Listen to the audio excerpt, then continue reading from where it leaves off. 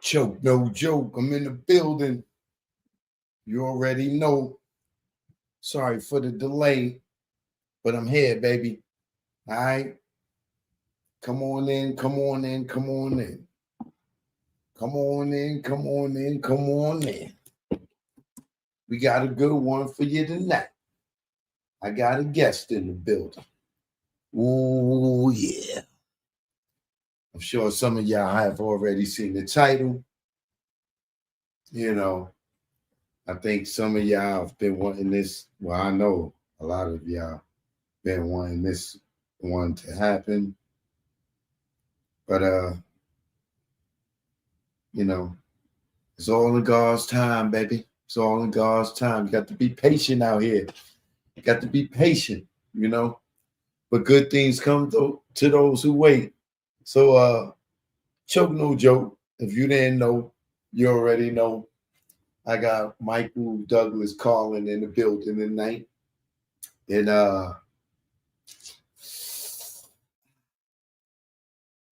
we're gonna have a lot of talk.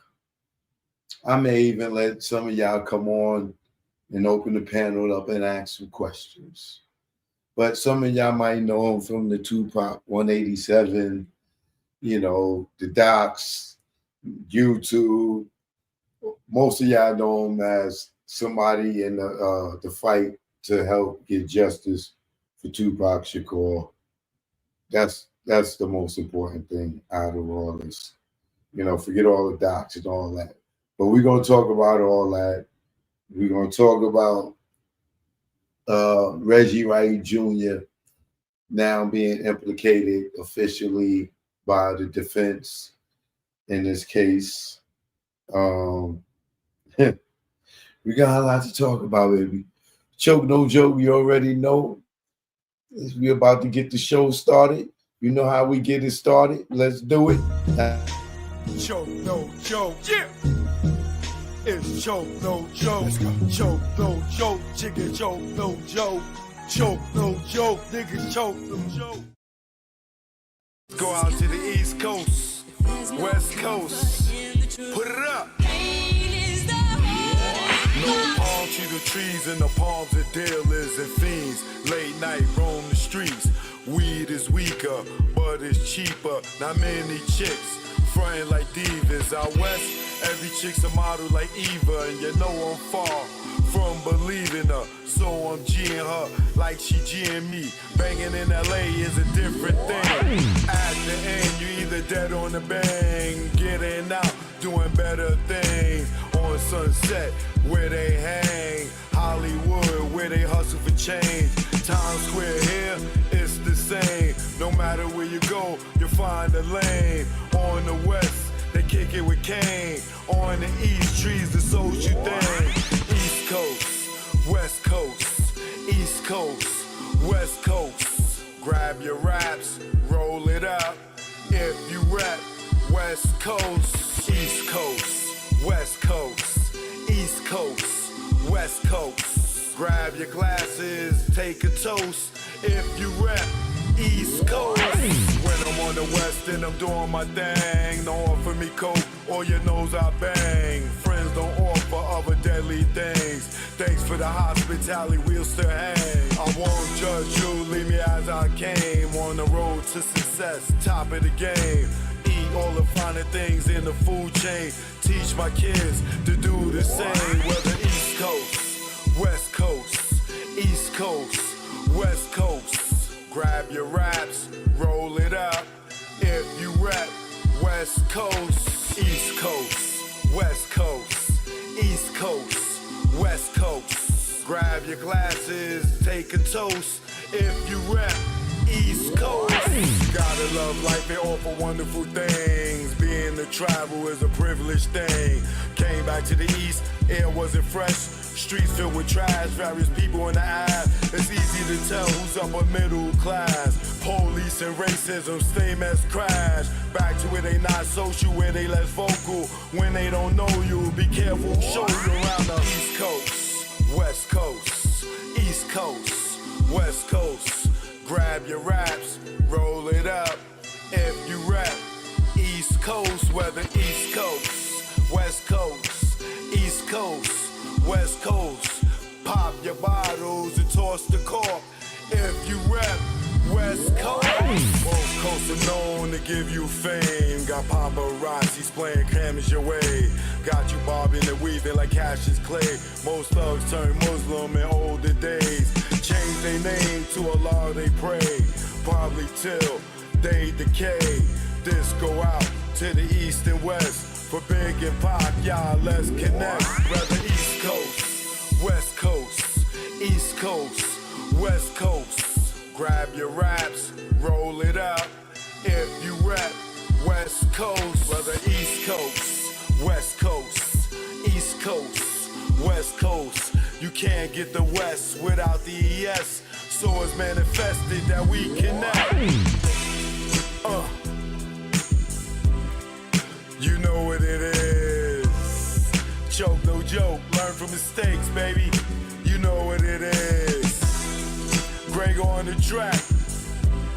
Rest in peace, baby. Either one, we here now. You know what it is. Choke, no joke. Smile treatment, you know.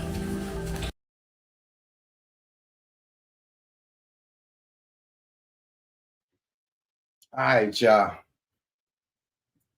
Shout out everybody in the building. All right, they still coming in. Please hit that like so the notifications can go out. Instagram and live on YouTube right now. All right, y'all. So as you know, we all been doing the deep dive. Well, not all of us, but some of us have been doing a lot of deep dives in this Tupac murder trial. Even more now, so that Dwayne Keith Davis, or whatever you know him as, is on trial. And the trial was getting ready to begin, but we've been, going through this for the last 30 years, trying to figure out who killed Tupac. But some of us been really digging deep, for the last 20 years, 25 years, whatever it may have been. One of the guys that's, been out here doing his independent street detective like the rest of us is Michael Douglas Carlin. He's affiliated with Russell Poole, also RJ Bond. They all did projects together. But he's in the building tonight. Plenty of y'all that in this whole Tupac sector, or whatever you want to call it, know who he is. Some of y'all may not, but you're going to learn today. You're going to learn today. So without no further ado, I'm going to bring him on right now. Good evening. Hey, how you doing, Michael? Doing good. How you feeling? You feeling good too? Happy to be here. Happy to be another day above ground. Okay. So, tell the people, just give a brief synopsis about yourself, who you are, so we can get right into it. Well, I made a film called American Federale, which dealt with the cartels in border Mexico. And, I think I told you when we talked in our little chat that Lobo, who was the federale that I had interviewed, I was down in Okanaga with him, and I said, look, right here, the corruption stops. And he laughed at me. And I was so naive back then. And I said, what do you mean? America's not corrupt. And he said, who do you think we hand the drugs to? He's a federale. Half the time he's putting the drugs out, and half the time he's going after drug dealers. And he said, we hand them to the sheriffs and to the police. And I was in shock. I couldn't believe it. And so, this whole kind of path that I've been on is looking into corruption. And I've seen it in, all kinds of places. And the music industry is not immune. And I think, honestly, it's really just about big money. when there's big money involved, I think you're going to have corruption. And that's just kind of how it works. Right. And what other projects have you done? I did one. I was in Around the Tupac. Yeah. Okay. Well, Tupac was Tupac assassination battle for Compton with RJ, Tupac 187 with RJ, and then Chaos Merchants. And Tupac 187 was with RJ and Russell Poole. And then Russell Poole and I did Chaos Merchants together. And Chaos Merchants was a little bit different in that Russell Poole insisted that every single fact be footnoted as to where it came from. And that's available on Amazon and other locations. And it's basically only available in a digital format. Right. So going with the first project would be Tupac assassination, right? Well, Tupac 187 was the first project. Okay. So it's Tupac 187. Yeah. Making a long story short, what was the theory, and at the end of it, who did y'all believe to be behind the murders? Well, Tupac 187 was kind of a deep dive into Death Row Records. And I kind of, in that book, when I was doing my research, came to have an appreciation for Suge because he had taken the ghetto on his back and he had taken it to Beverly Hills. And through the writing of that book, I came to know people like Anthony Brooklier, who at one point was Suge's attorney. And there were other people that I met in Century City that were related to the Death Row Records family or to, the Tupac Shakur people. Right. And so in that book, I think we kind of came to the conclusion that further investigation needed to happen. But we also found salient details like in the confession letter. And to this day, the confession letter is still not disproven. And the things that are in there, it's a time capsule from 1998. And Russell Poole had set up a meeting for me to go meet with Chris Blatchford to have my own separate independent meeting with him and hear the story to corroborate what he had heard from Chris Blatchford, which I did. And Chris Blatchford gave me a copy. Before you go too far. Sure. Explain to people what the confession letter is, because some people may not know what you're talking about. So in 1998, there were people that were being murdered in Compton, affiliates of Death Row Records. And the Patton brothers felt like they were going to be next. So they had somebody scribe a confession letter for them, and they had contact with Chris Blatchford. And Chris Blatchford was a big-time journalist with Fox News. Now, hold on. Who would the Patton brothers be? I know this, but just for the audience. Sure. The Patton brothers were two brothers. One of them was down in Compton, and he was a Piru. And the other one, they were the kids of a drug and alcohol addiction counselor. And they were affiliated with the gangs. And so they were known in Compton. They partied in Compton. They partied with Southside Crips. They partied with the Long Beach Crips. But they were also affiliated with Piru. And they, one of the security people for Death Row had partied with them, and he got murdered. And it was right around that time. Those guys were afraid that they were going to be murdered. So this letter came about. And this letter was really the first document that implicated Reggie Wright Jr. in the Tupac murder. That made him an official suspect. But in 98, Chris Blatchford reached out to Las Vegas PD. They had no interest whatsoever in the confession letter. He reached out to LAPD. They had no interest.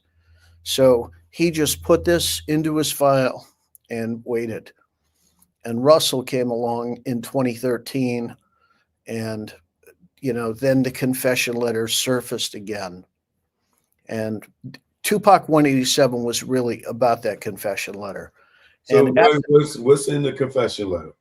So I can share. Do you have a copy of the confession letter? No. I'm happy to share it with you. Yeah, you can if you have it. Okay. So the confession letter basically talks about where Tupac and Suge were going to be. There were going to be 6 barricades. Nobody was going to be able to get out. And that this was Reggie had come to a gang summit in Balboa Park and had asked for permission and what it was going to cost to take out Suge and Tupac. So this confession letter also shows, hey, Suge Knight is a target at this time too, when this happened. And the prevailing thought up to that point, including with Russell Poole had come out and said it in the movie Biggie and Tupac, and he had said that he thought Suge Knight was behind the murder. So until this confession letter actually surfaced, that's what he believed. And he continued to believe it through Tupac 187. He still wasn't 100% convinced. But as we started to investigate further in Chaos Merchants, he came to have an understanding that there was a difference between Suge Knight and Death Row Records. And it's hard, when somebody owns 100% of the shares of a company, to look at that company as separate from the owner of those shares. But there was Because the separation was, not to cut you off, it was Suge Knight, or Death Row in right way security. Yeah, and that's right. You know what I mean? Right. And if you look at the mayor of Compton at the time, his book, he says from the time Suge Knight got put into jail, there was no difference between the way Compton PD ran and the way Death Row Records ran. They ran as one and the same entity. What year would this letter be written, and for us to know, for Reggie to be implicated in allegedly in the Tupac murder? So this letter was written in 1998, and that's when Chris Blatchford got it. The gun was supposed to be dropped off at Channel 11 Fox, the Fox News affiliate. The security guard couldn't take a package unless it came from a reputable delivery company. And so he refused the package. So the gun, or whatever that package was, we don't know. We were told it was the gun, was refused by the security people. Yes, they took that gun and threw it in the back of Corey Edwards' girl's house. Well, we don't really know that for sure. I mean, that's we found a gun. I mean, right in the dog's mouth. Yeah, I mean, according to Kevin Hackey, that gun had flowed through the House of Blues. Yeah, that gun was taken off of Fatal. Correct. To try to sneak it into the House of Blues, which they wanted to take it, and they took it, and they told Reggie they'll give it back to him if it was clean. They ran that gun for the test, and that's how they knew that was the gun that later was in the Corey Edwards' girlfriend's backyard. But Hackey knew that Reggie took that gun and gave it to, I think, was it Santa Monica, the police department, or Santa Monica? Yeah, it was Santa Monica. Yeah, but I can tell you this: after all that stuff happened, I talked to Detective Long in Vegas, and he only had one interest, and that was, where is the gun? So I don't believe that gun that they found in the backyard or any of that stuff is real. I think that's bullshit. Why would Vegas be looking for the gun after that?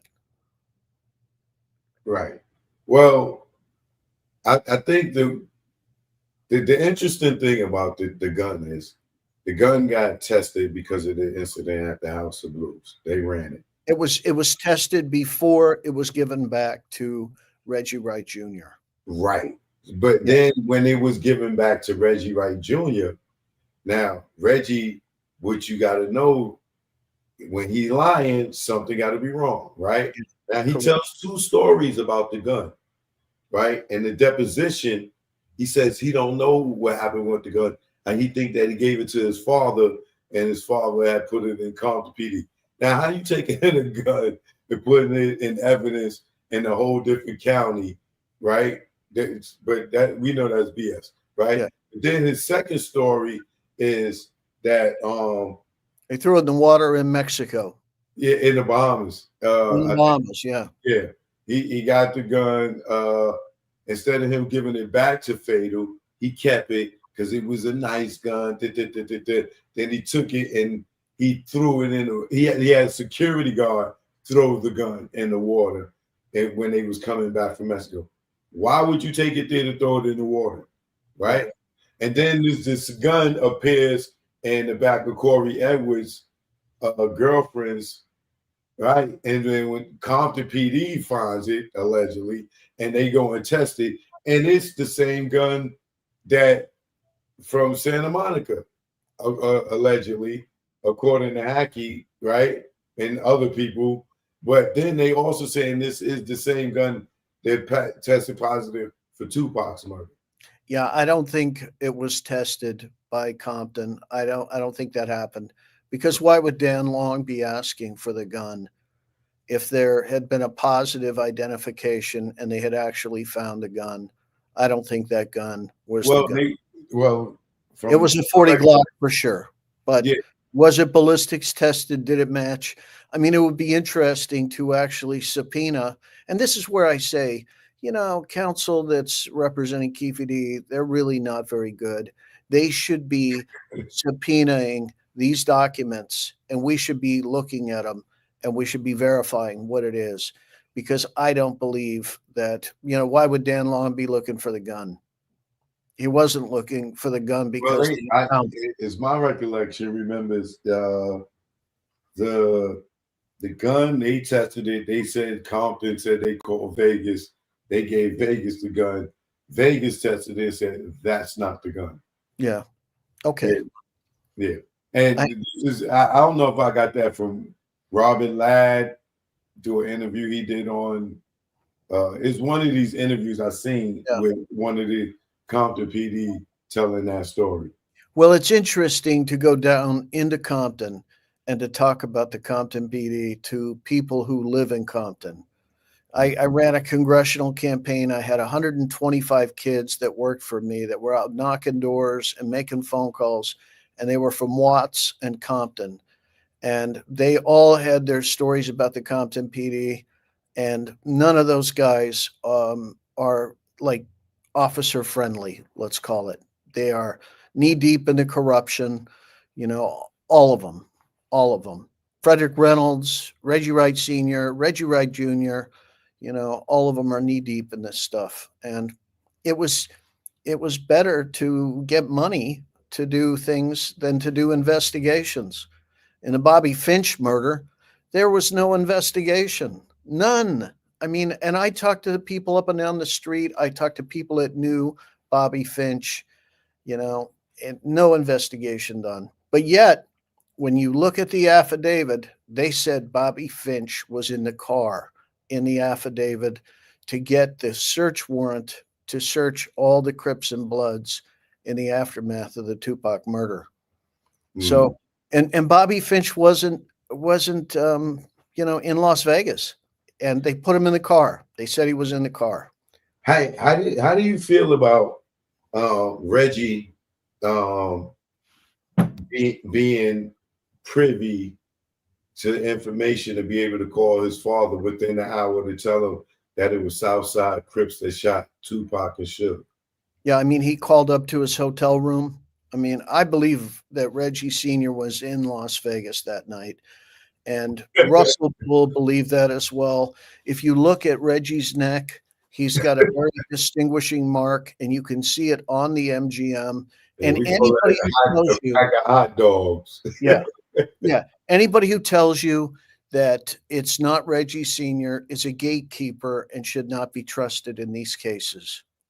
So all right. If that's Reggie Sr. allegedly in that corner over there with the glasses, and it do look like him, I think it looks like him myself. It's just ironic that it looks like him, and it's ironic this guy is just standing there watching, right? But who do you think the guy is that walked Orlando out of there? I think that's Junior. I think that's Reggie Jr. that goes up and walks Orlando Anderson out.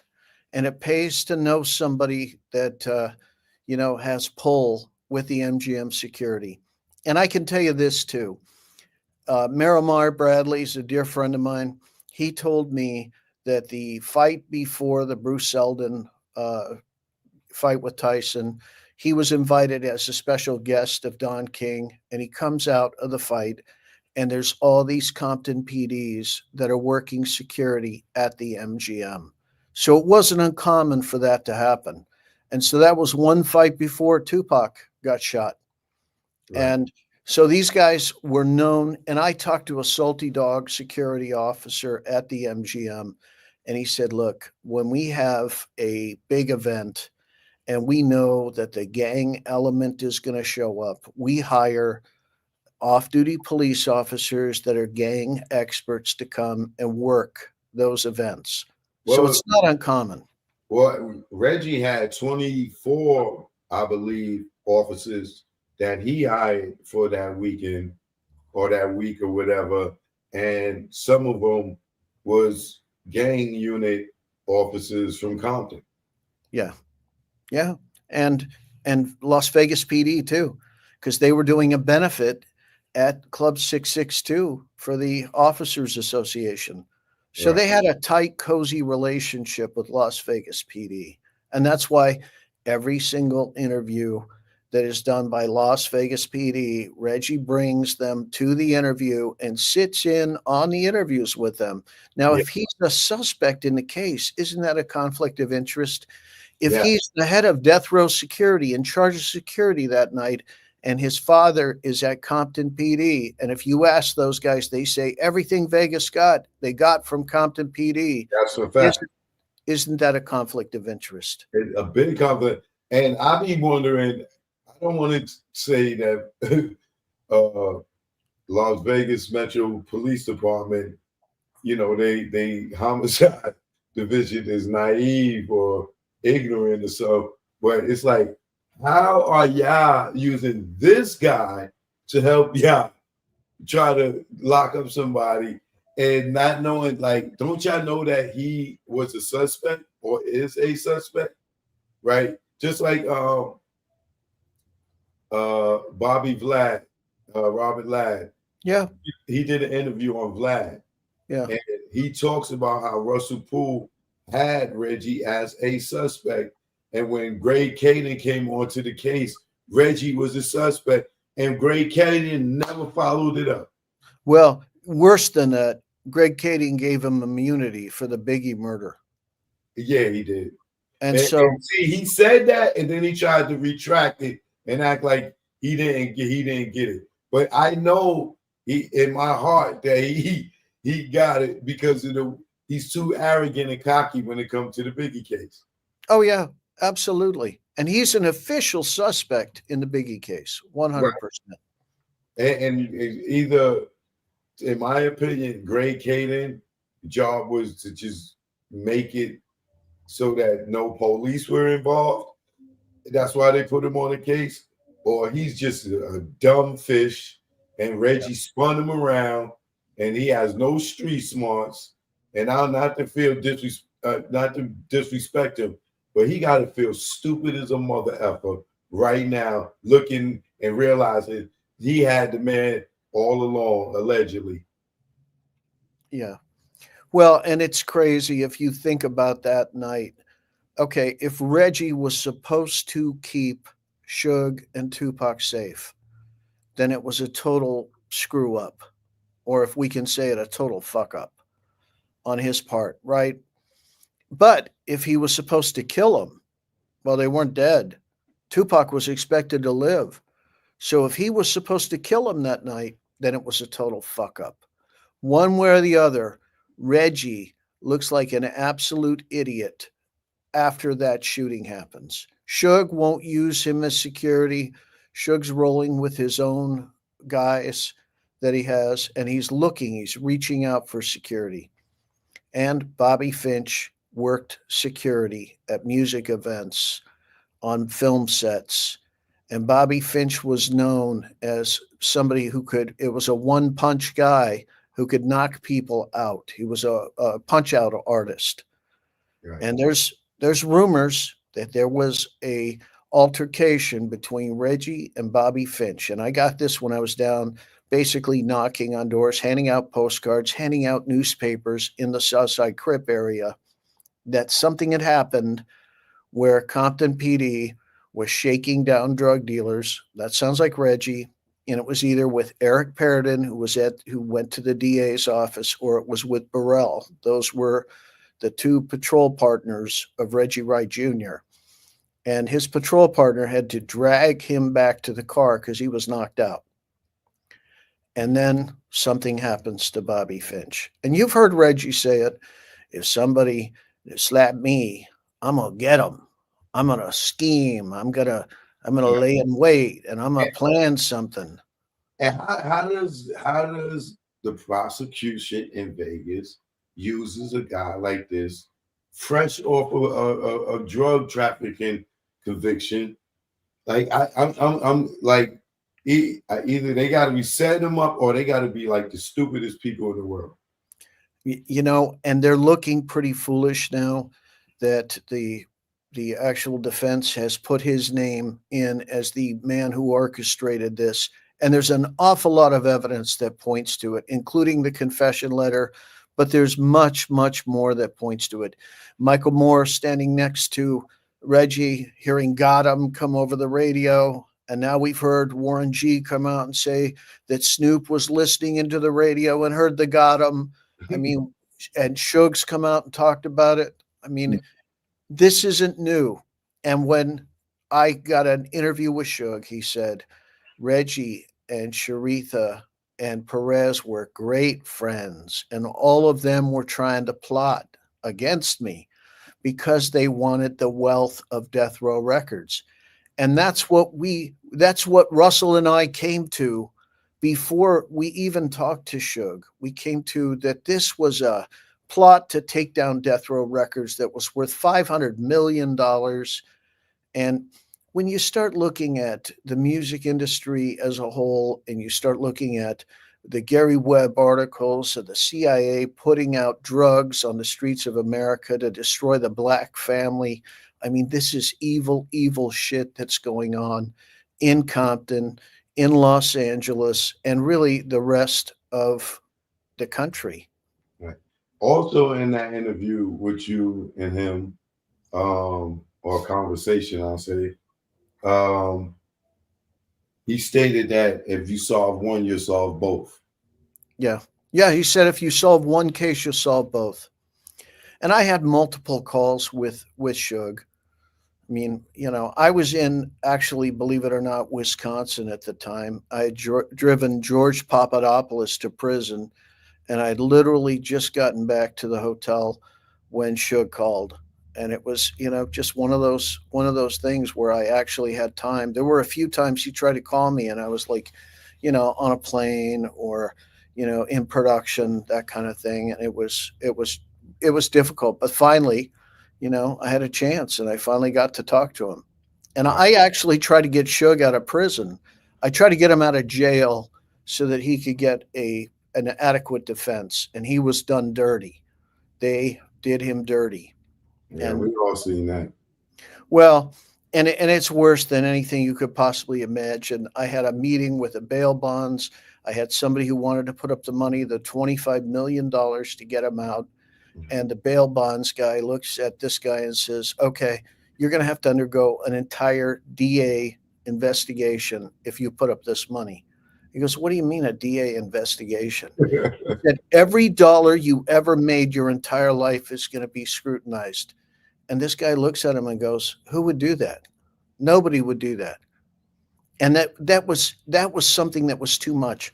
And at the very end, I had an attorney that was wanting to come in and help Suge, trying to get in to visit with Suge. Suge cleared for him to come.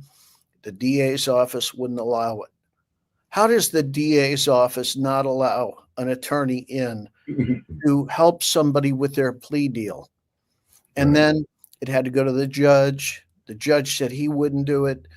They said he had to fax over a form.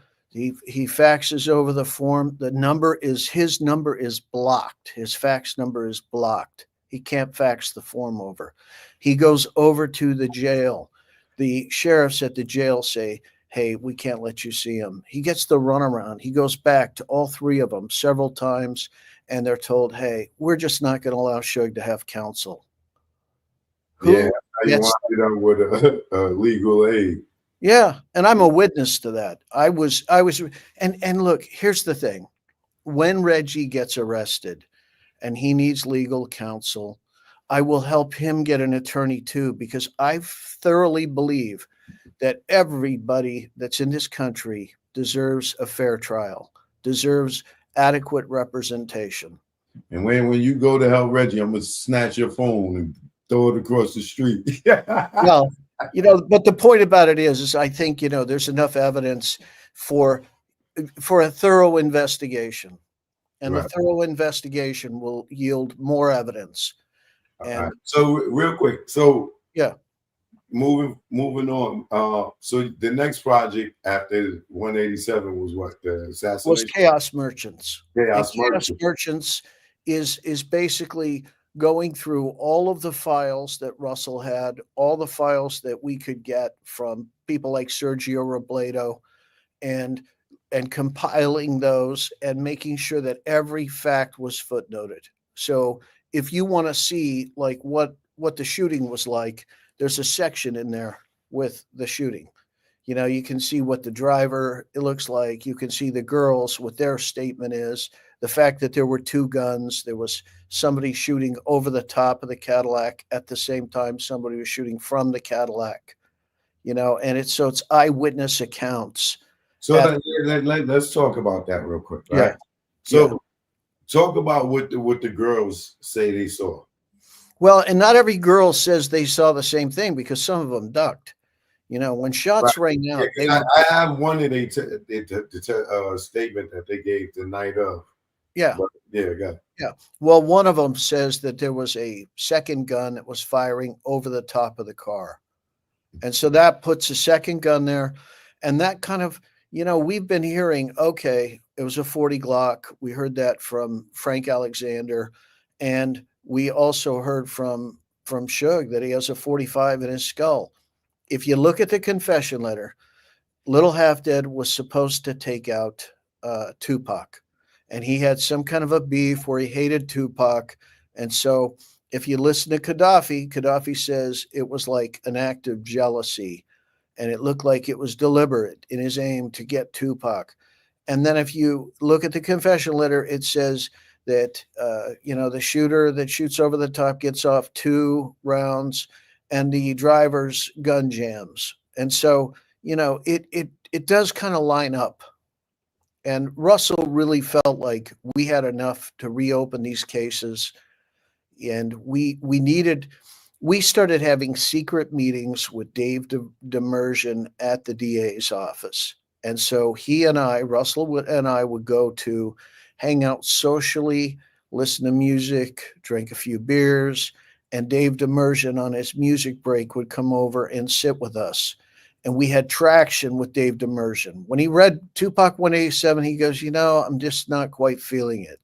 So when we put together the Tupac murder facts and we gave those to Dave Demersion, which eventually evolved into Chaos Merchants, he said, hey, I'm kind of feeling this case now. I feel like we might be able to get some traction. He said, I need a homicide investigator.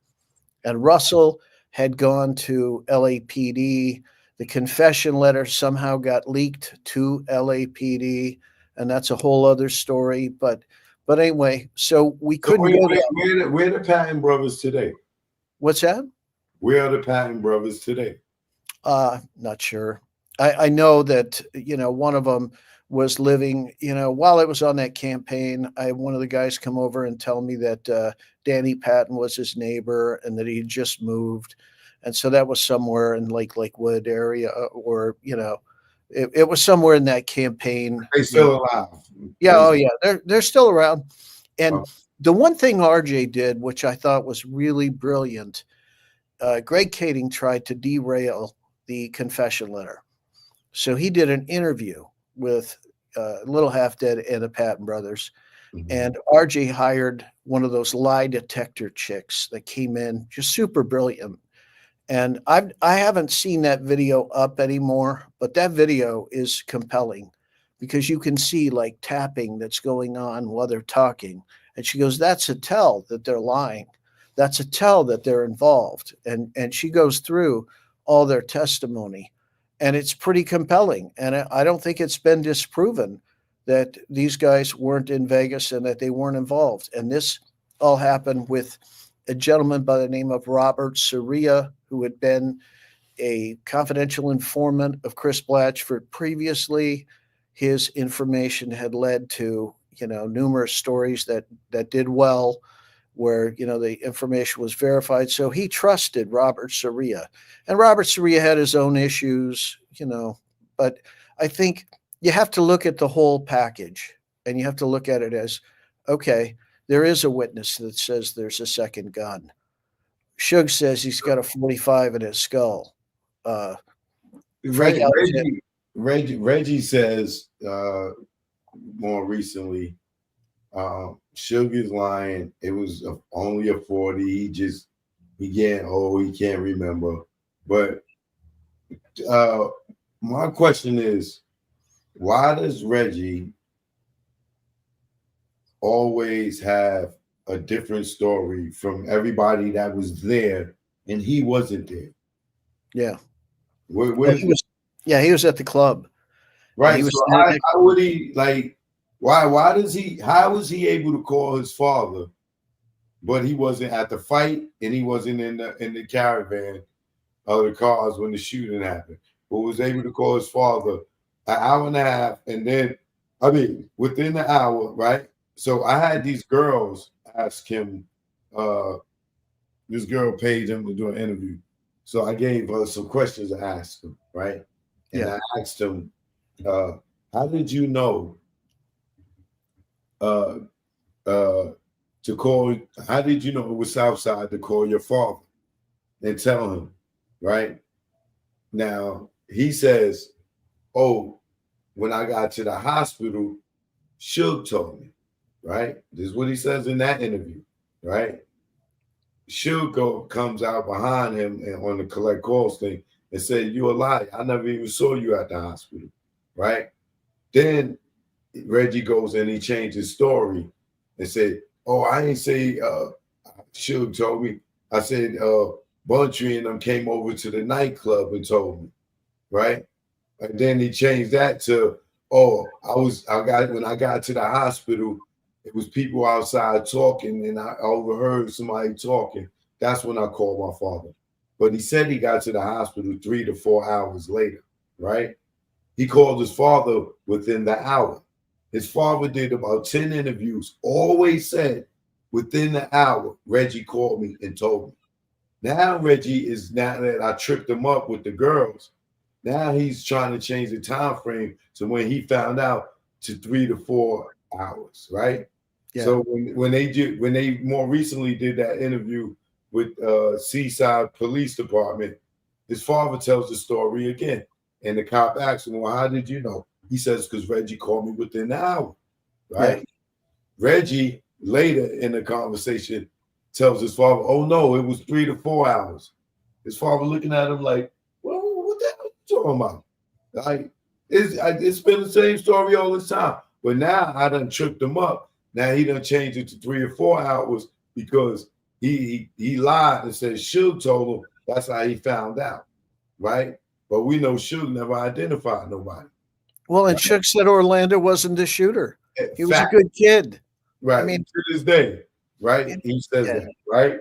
So my question to you is, why Reggie always have a different story from everybody that was there? Well, I can tell you what Russell Poole said about that. And that is, the truth always stays the same. The lies are what morph. And so we see that the lies are constantly morphing. And I tracked it down. The first person I could find that talked about Orlando is the shooter was David Kenner. And he told Malik that within minutes after the shooting. So David Kenner's running around saying, it's Orlando Anderson. I mean, doesn't this just smack of a setup? And when you see the MGM, Wait, David Kenner knew that it was Orlando Anderson. correct. Minutes. According to Malik, that's in Malik's book. Wow. And so when you see the MGM footage, okay, and look, it's surveillance footage from back then. You know, it's not perfect, right? But you can see there's some operation going on. You see a woman who reacts when the fight breaks out, but there's a dude standing there that looks, The sweatsuit. yeah, with the Pillow. jacket or whatever, Yeah. and he doesn't react. He just I mean, standing there watching. He ain't scared. He not worried. He He's knows what's about to happen. Yes. They planned on that. And then you see a dude walk through with that same jacket on, whatever it is, the sweatshirt. I think it's like Colorado Avalanche or something. Yeah, you talking about at the end after the cop comes, Yep, walks, comes walking through. out. He come walking out, and then you got the dude with the ponytail and the other guys. They like White beater. They all involved. They're all involved. Remember, Reggie had 24 people working that weekend. Exactly. And we know Kevin Gaines was on special assignment from 2 days before the shooting until 2 days after Tupac passes. So, I mean, it's like, you know, this stuff, we don't speculate about that. There's documents, there's facts, and every fact is footnoted. We know where it comes from. Yeah, was David Mack, more interesting lately, right? Yeah. So Reggie's talking. Yeah, this is why I keep saying, if he don't get off YouTube, he's going to jail. But he keep on talking. Now he's doing the show and he's talking and he says, there's only certain people that was at the scene of the shooting that can implicate him in it, right? And he's like, I don't know if it's Suge, it might not be Suge. And then he goes, and David Mack, he ain't worked for Right Way Security. Yeah, they were paid cash by Snoop, is what Sharitha says.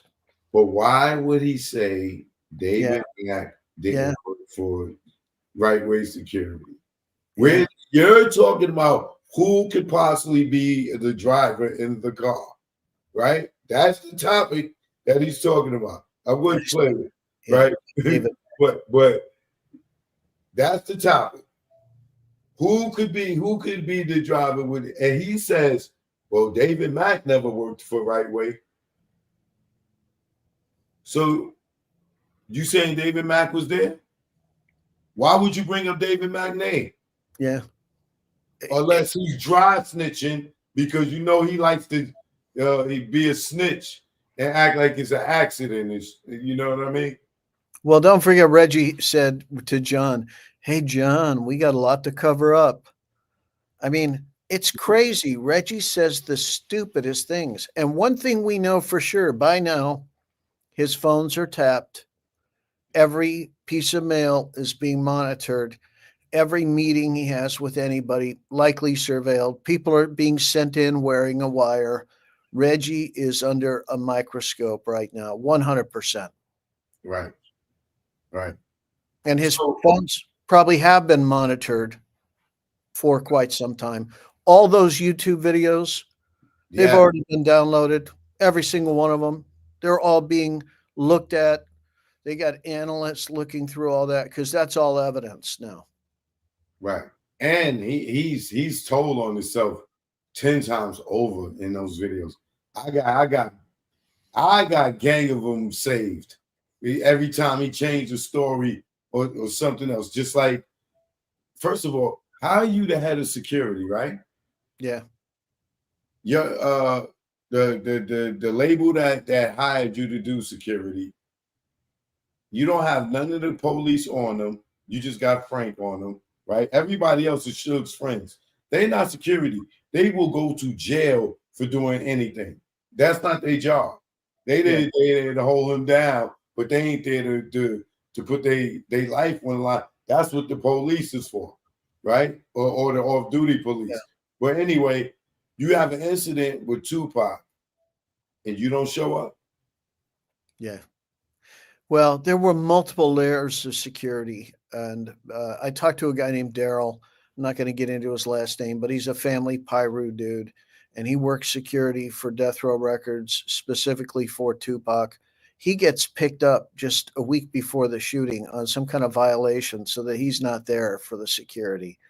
And he said, it was bullshit. I don't know why I got picked up, but I was in jail at the time this shit all went down. But he told me, he said, we have multiple layers of security. We had security you saw, security you didn't see. He said the Buntree and, Heron and what have you security.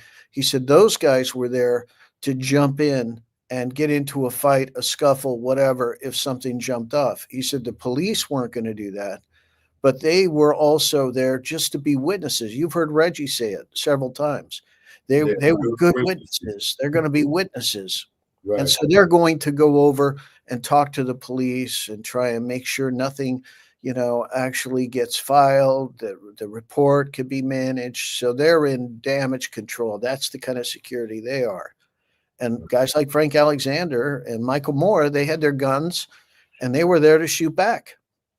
Right. Right. So multiple layers of security at Death Row. So what project did you have after KS Merchant? Well, that's when we did Battle for Compton, and I think we did some pretty good work on Battle for Compton. And we started with the overall theme of Battle for Compton was about just the corruption that was going on at the sheriff's, at Compton PD. I found a copy down in Compton of the Compton Police Corruption Report, which was a 96-page report, and that showed that Keefe D and Reggie were in the drug game together because Reggie's number was found in Keefe D's PAO book. And What so, year is that? what year was the Compton Police Corruption Report? I When think that Reggie and them had there drug was a dealers. yeah. So from like 96 to about 2000, the Compton police were just about as dirty as they could be. And they finally got shut down in 2000. And it was a city council meeting that shut them down. And it was a final vote. And there was a true case of mistaken identity because there was a guy, a couple nights before the city council vote that leaves Linwood School District and he gets shot on the 91 freeway. And he looks exactly like Omar Bradley. And you have Reggie Wright Sr. call up Omar after the shooting happened and say, hey, I'm just checking on you. And he goes, what do you mean checking on me? Oh, I'll call you back. He wanted to see if they'd actually killed Omar. And that would have stopped the vote to shut down the corrupt Compton police if Omar had been killed that night. Wow. And yeah, I mean, this stuff goes deep, and we're talking about hundreds of murders. I mean, I don't remember the exact numbers, but when they turn over to the sheriffs, there's like 251 murder files that have been purged. They don't get turned over to the sheriffs. The murders are open, but there are no files. And there was a shredding party at Compton PD, and who was in charge of homicide? It was Reggie Sr. So his responsibility was to solve those murders, but he wasn't doing any investigating. They were so busy doing the corruption and making this side money and running Death Row Records. Because don't forget, while Suge's in prison, Reggie's running the show. And it's really no difference between Death Row Records and the Compton PD. They run as one and the same entity. And Compton PD has 6 police helicopters at the time. What does a city the size of Compton need 6 police helicopters for? To move dope. That's what they were doing. I mean, the whole enterprise was a drug trafficking, money laundering out the back door and music out the front door.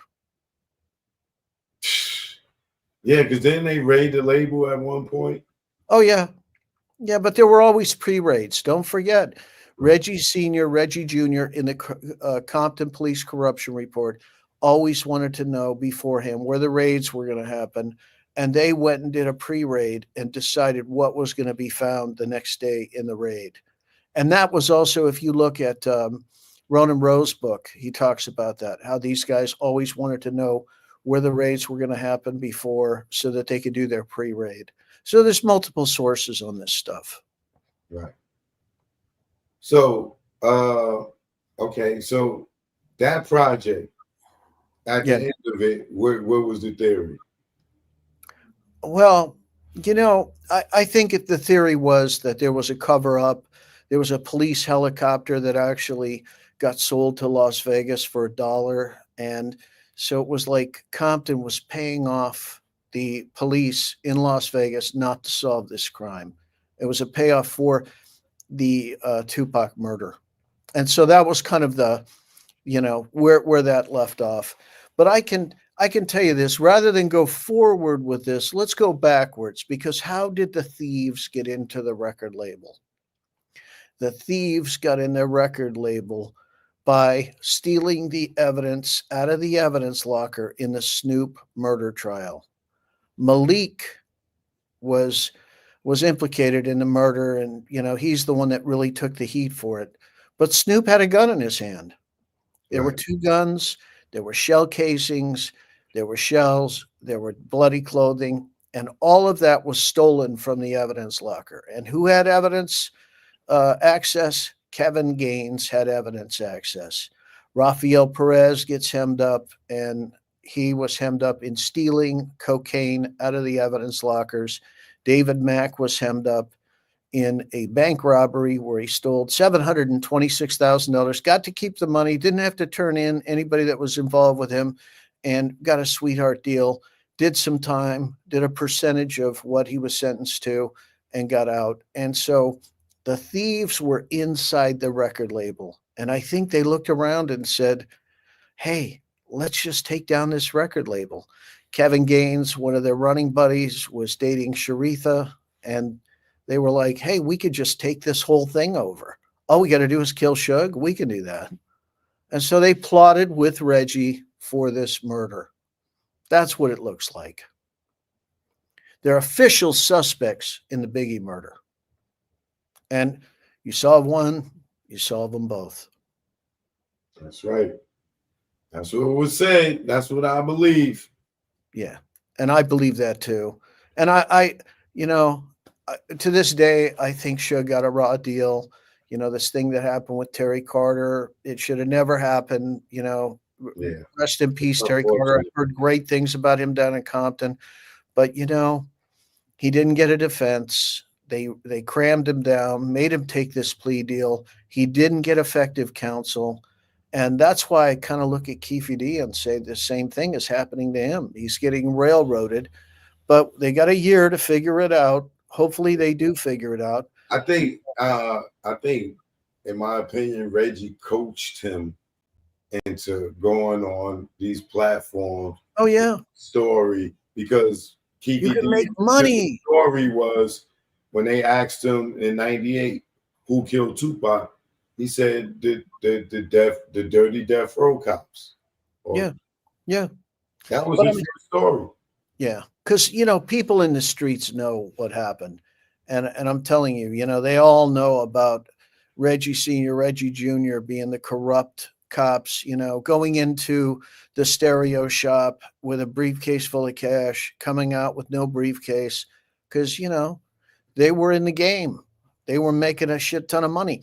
You have Fred Miller, who is the head detective at Robbery Homicide, saying Reggie runs the drug trade in Compton. So if Reggie ran the drug trade, and that's a 1998 interview, if Reggie ran the drug trade in Compton in 1998, don't you think that he ran it before and after? Because he gets convicted in 2017. I mean, 2017. He had a hell of a run, boy. Oh, yeah. And he so had a hell of a run. And LAPD knows that he runs the drug trade, and they don't hem him up. They know it, and they knew that it was sanctioned. It was okay for him to run because don't forget, 6 police helicopters, Gary Webb comes out and says it's the CIA through Danilo Blandone putting drugs out on the streets of America. And it's, an extension of J. Edgar Hoover trying to destroy the black family. I mean, y'all should really be pissed about this because, it's horrific what has been done to us. And, they don't care about any of us, to be honest with you. It's all about them getting their money, and they don't care about any of us. They would hem us up. They put us in the dirt. They don't care.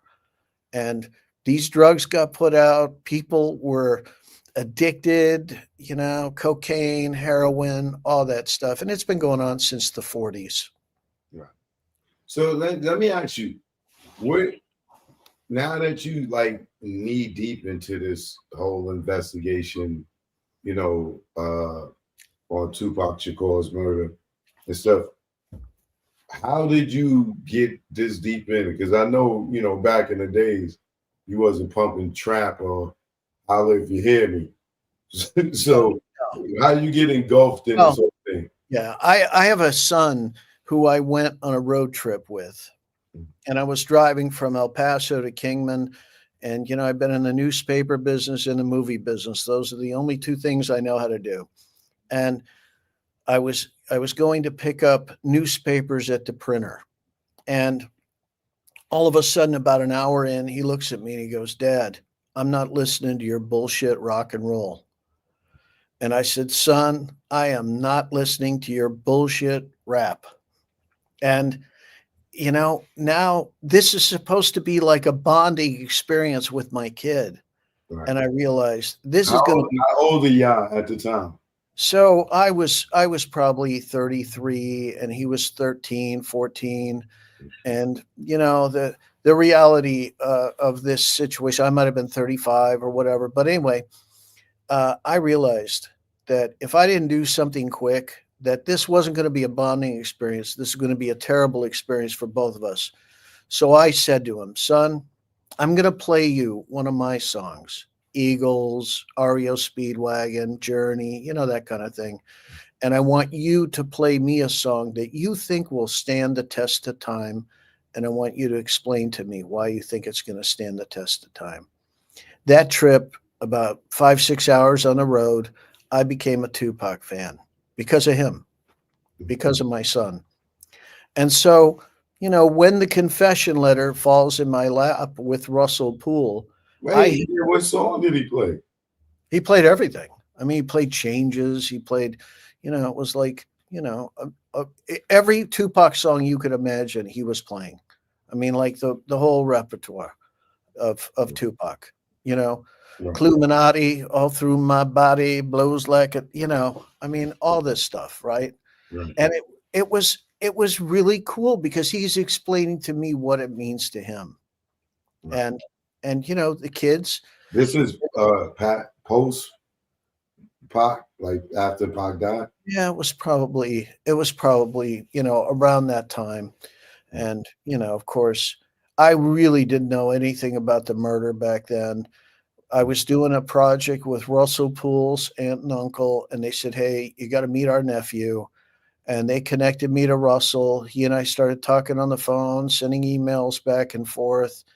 And then finally we met and he talked about this. And I was so confused, all these facts, and Suge Knight sitting in the car and he's behind the murders. And it just didn't make sense to me.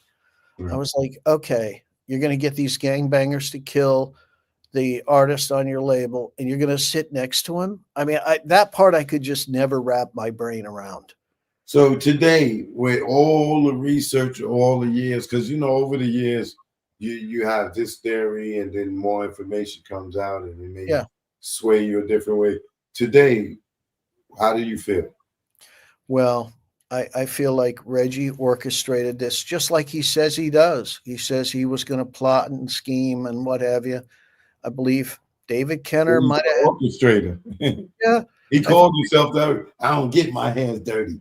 I'm orchestrator. I know all his greatest, dumbest quotes. Oh yeah, all his incriminating quotes. I know. Yeah. Hey John, we got a lot to cover up, y'all. I mean, it's like you can't make this stuff up. Right. And I played all those quotes. I put them into a song. I'm not a rapper, but you know what? Every time I met with a rapper and said, "Hey, you want to do this song?" They were like, "Hell no, I don't want to get dead over Tupac." Right. And so, I mean, I literally asked 100 different people to do that song, and they wouldn't do it. Right. How do you feel about Greg Caden? Well, I think he's part of the cover up. I mean, for sure. And Greg Kading, like I said earlier, anybody who's got affiliations with LAPD, the sheriffs, the Compton PD, they're the cover up.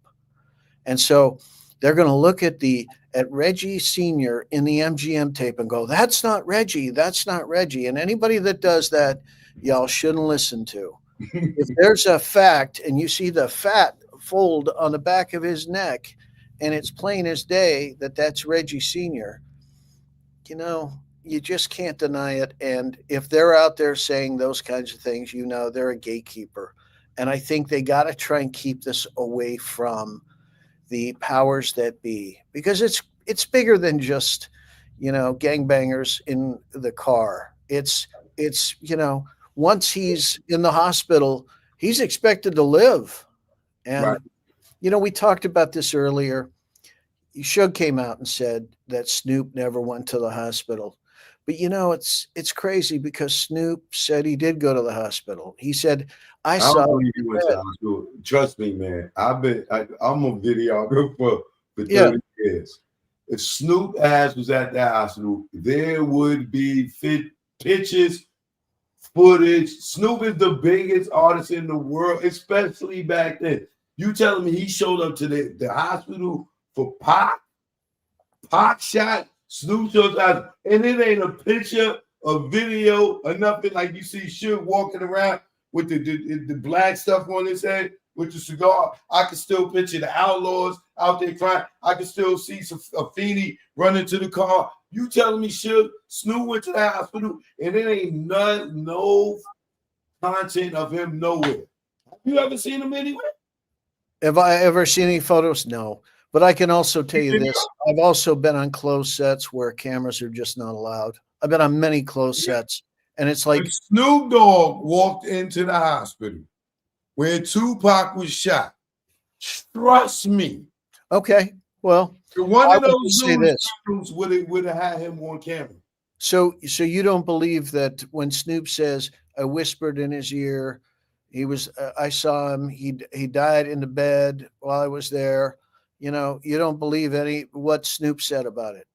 I don't know unless Bo Preem, who was at the hospital, or somebody that was at the hospital say they saw Snoop there, then I will believe it. But you're not going to tell me Snoop was at that hospital and the highlight of the shooting, the way the media was out there, and nobody caught him on camera.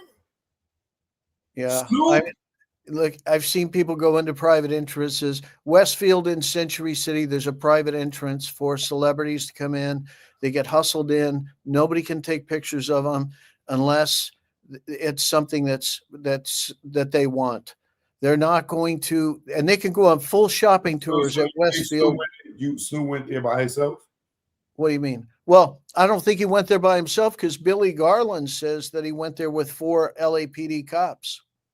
Snoop did? Yeah, that's what Billy Garland says. And look, I don't know. Why would he have 4 LAPD in Vegas? Kevin Gaines, David Mack. Yeah, I mean, it's suspect as hell.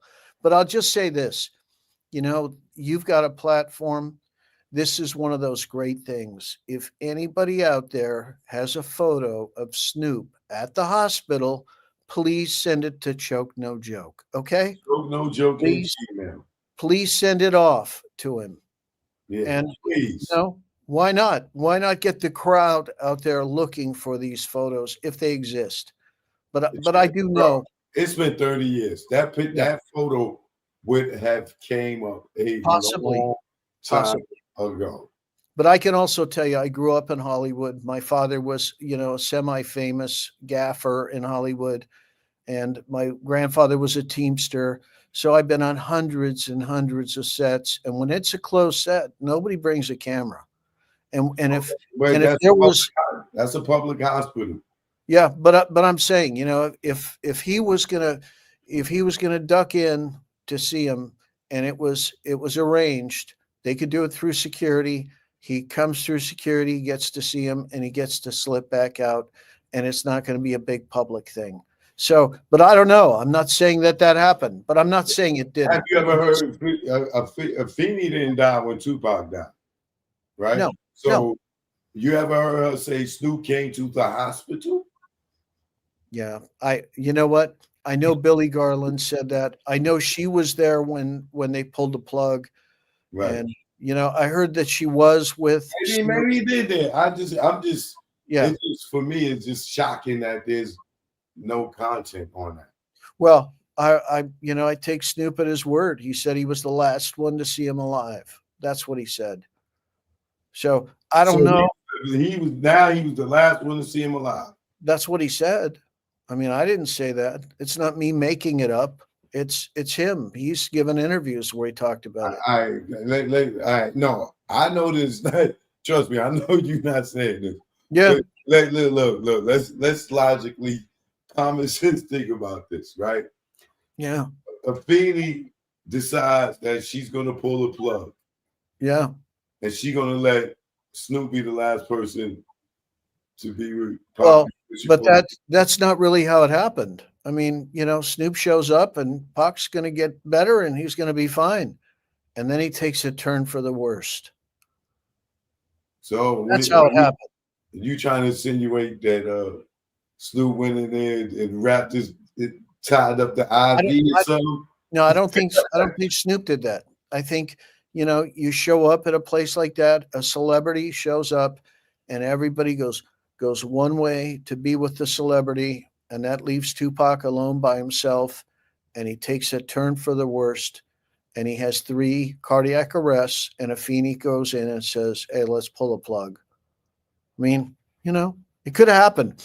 And I can tell you this, no doctor with the litigious society of doctors and lawyers and celebrities is going to come out and say Tupac is expected to live unless Tupac was really expected to live.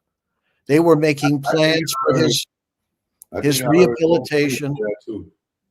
Yeah, they were making plans for his rehabilitation in Arizona. They were getting ready to move him, transport him, get him into rehabilitation because they really thought that Tupac was going to live. But he didn't. I mean, clearly. So, there's a credible,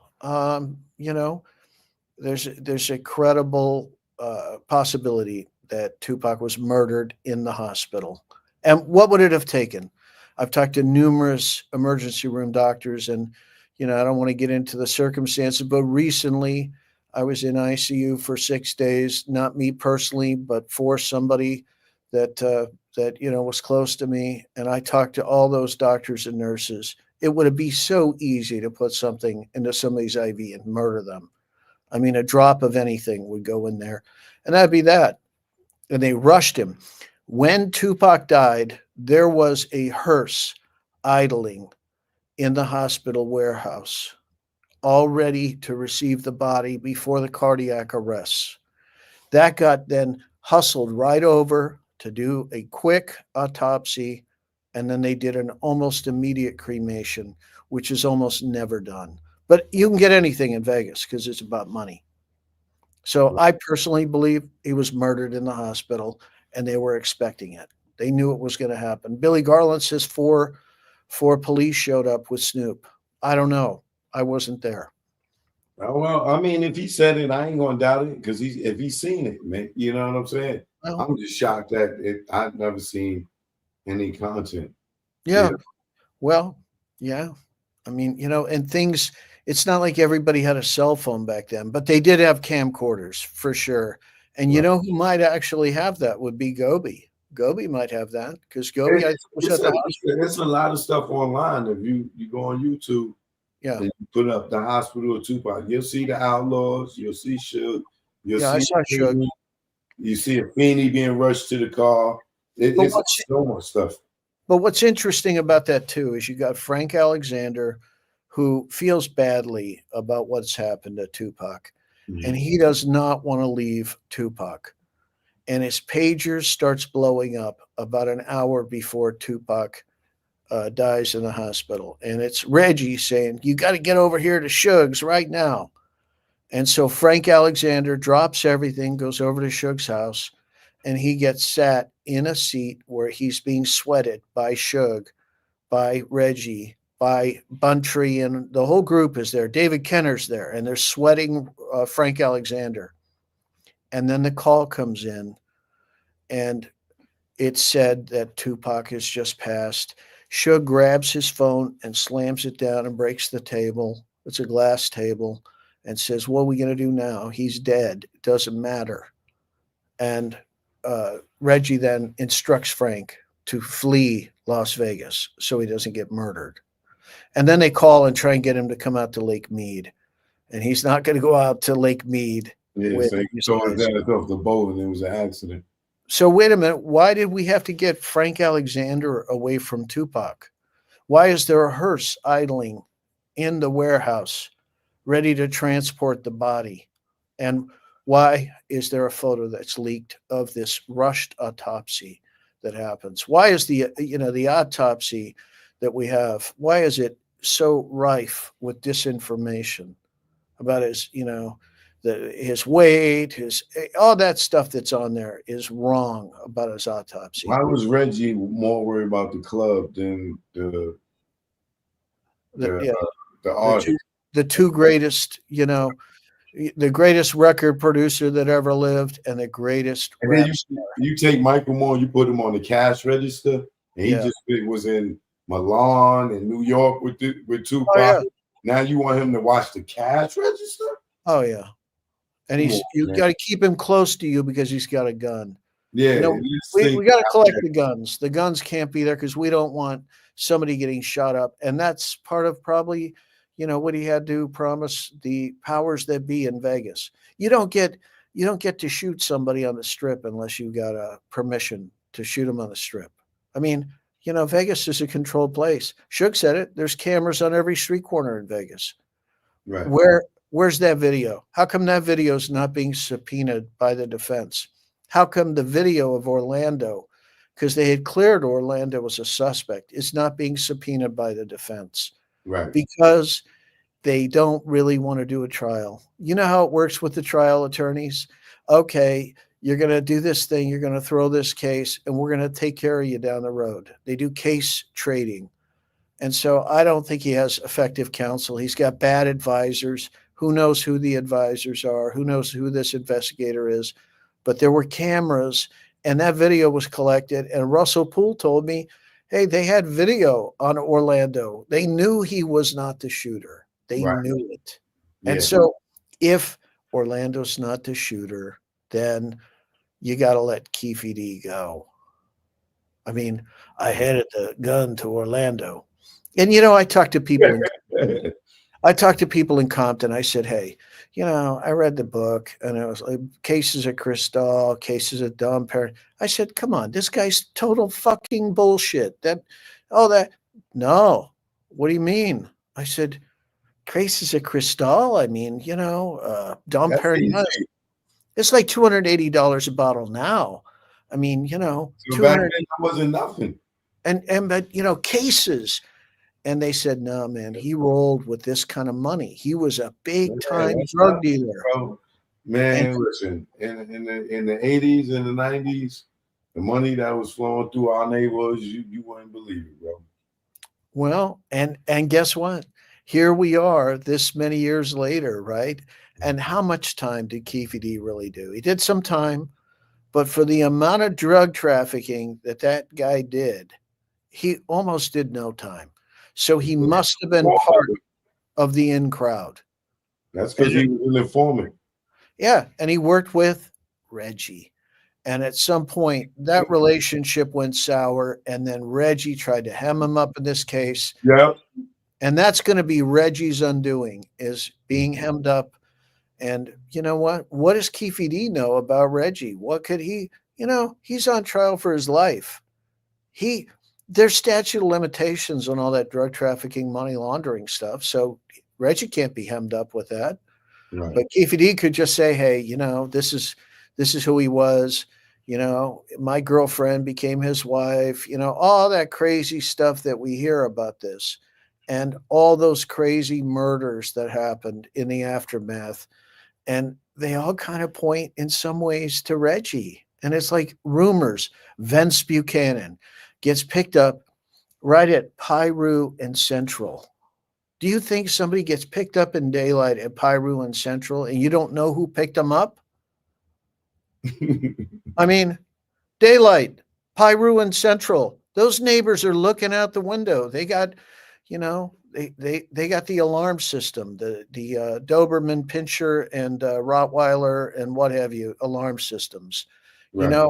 They're going to be looking out. They're going to see, oh, it's the cops, and they're picking up Vince Buchanan, and he's found at the cemetery.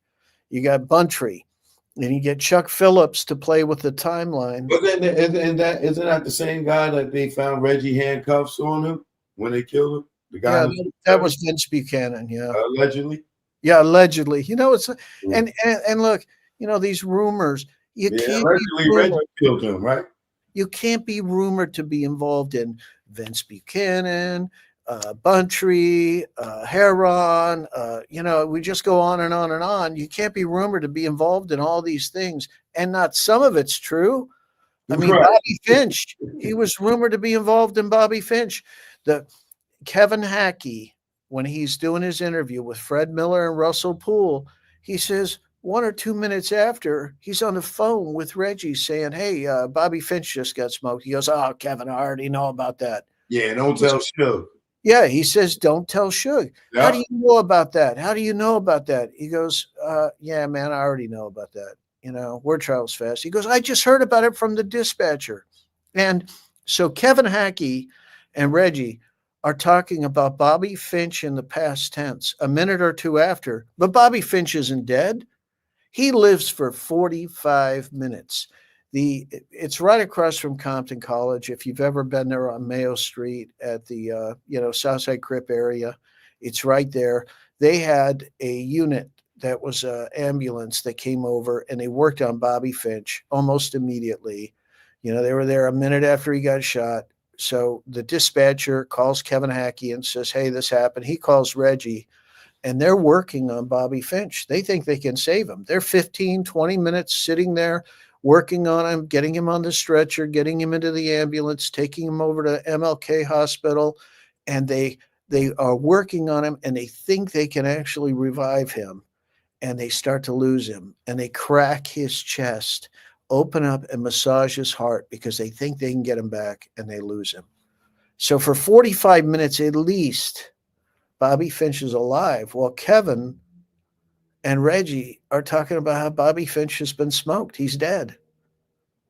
I mean, and if you ask me, I look at it like this. You got this total fuck up that happens in Vegas. Now, if you're trying to get Reggie right to carry out something, you've got serious questions of whether he has the talent to carry it out. Well, Bobby Finch happens 4 days later, proving that they can carry out a hit. And that experience modification carries over into the Biggie murder.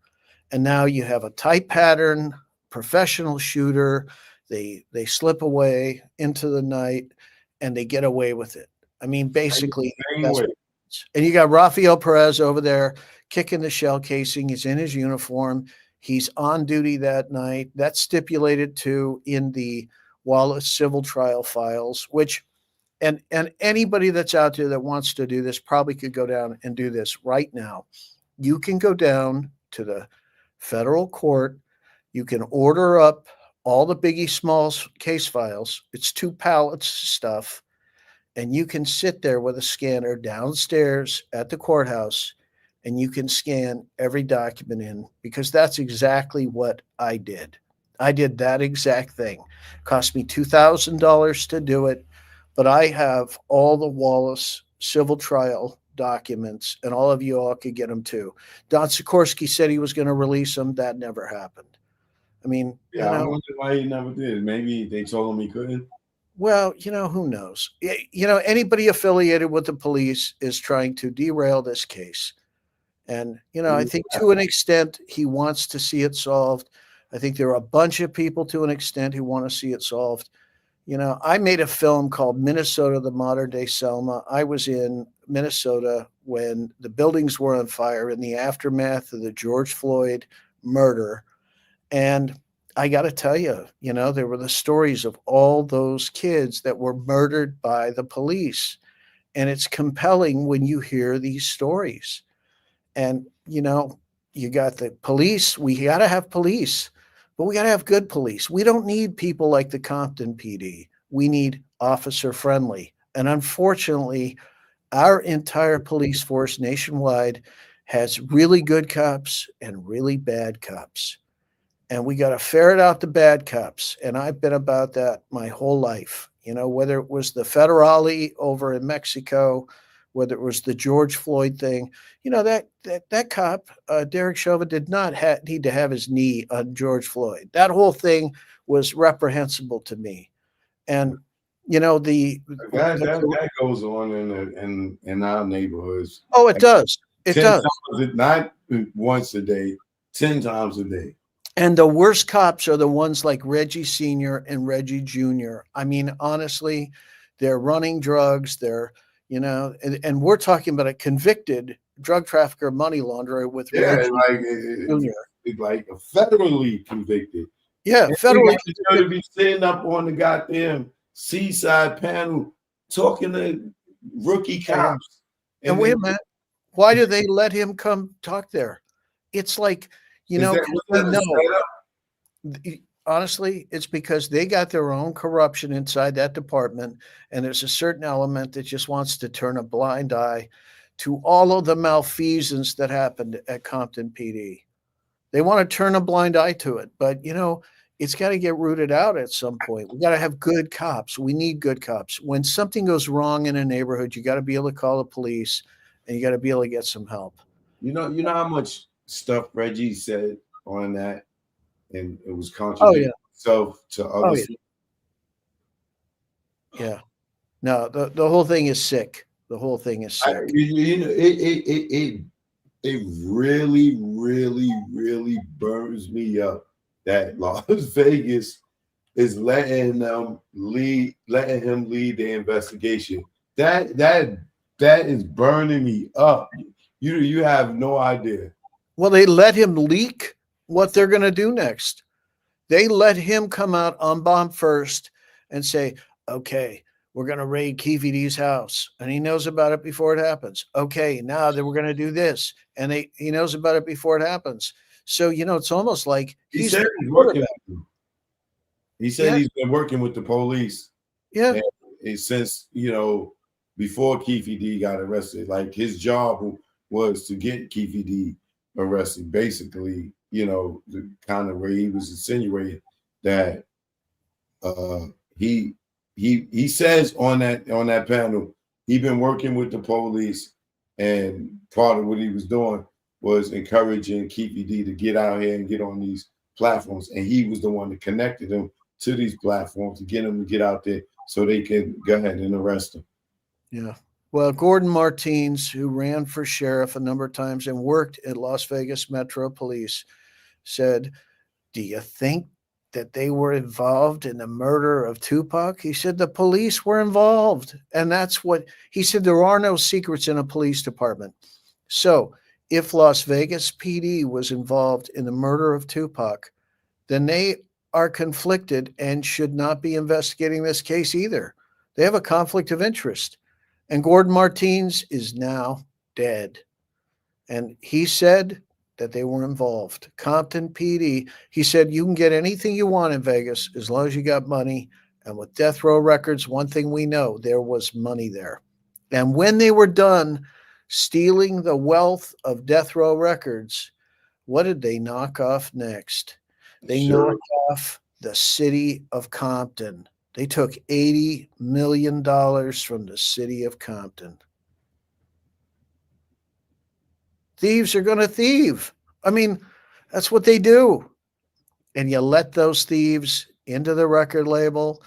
And then they thought, well, let's push out the mayor. Let's put our DA, who is Reggie's patrol partner, in as Right. the mayor. And $80 million went missing in the city of Compton.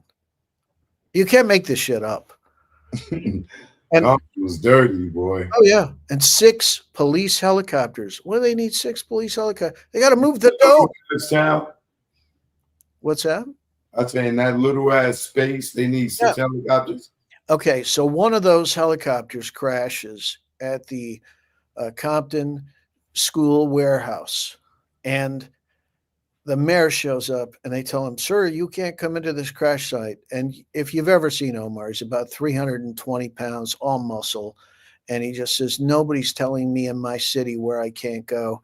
And he pushes his way through the police line and goes in and sees the debris field, that there's cocaine strewn about the debris field. So we know what was going on with those helicopters. They were hauling the cocaine in those helicopters. That's crazy. Yeah. You can't make this stuff up, man. Wow. And I've been down at Compton. I worked on 9 campaigns down there. You know, I put out 2,000 postcards of who killed Bobby Finch in there. I yielded results with that. People called me, talking to me, his best friends and what have you called me. So and then I wrote an article in the Compton Times, and that was 10,000 copies of a newspaper article that went out. I actually had somebody stand up in a city council meeting and say, we ought to be asking who killed Bobby Finch. So his murder is still unsolved. His murder's still unsolved, but it was never even investigated. You know, Ladd and Brennan, when they put out the affidavit, said it was a red car, and everybody that's in that neighborhood said it was a blue car. Reggie Wright Jr. said it was a case of mistaken identity, and he's got a bunch of people to parrot that. But here's the thing. After you've talked to somebody for 3 or 4 minutes and then you shoot them, is that mistaken identity? And why would you say mistaken identity if you're Reggie Wright Jr.? Well, that takes away motive.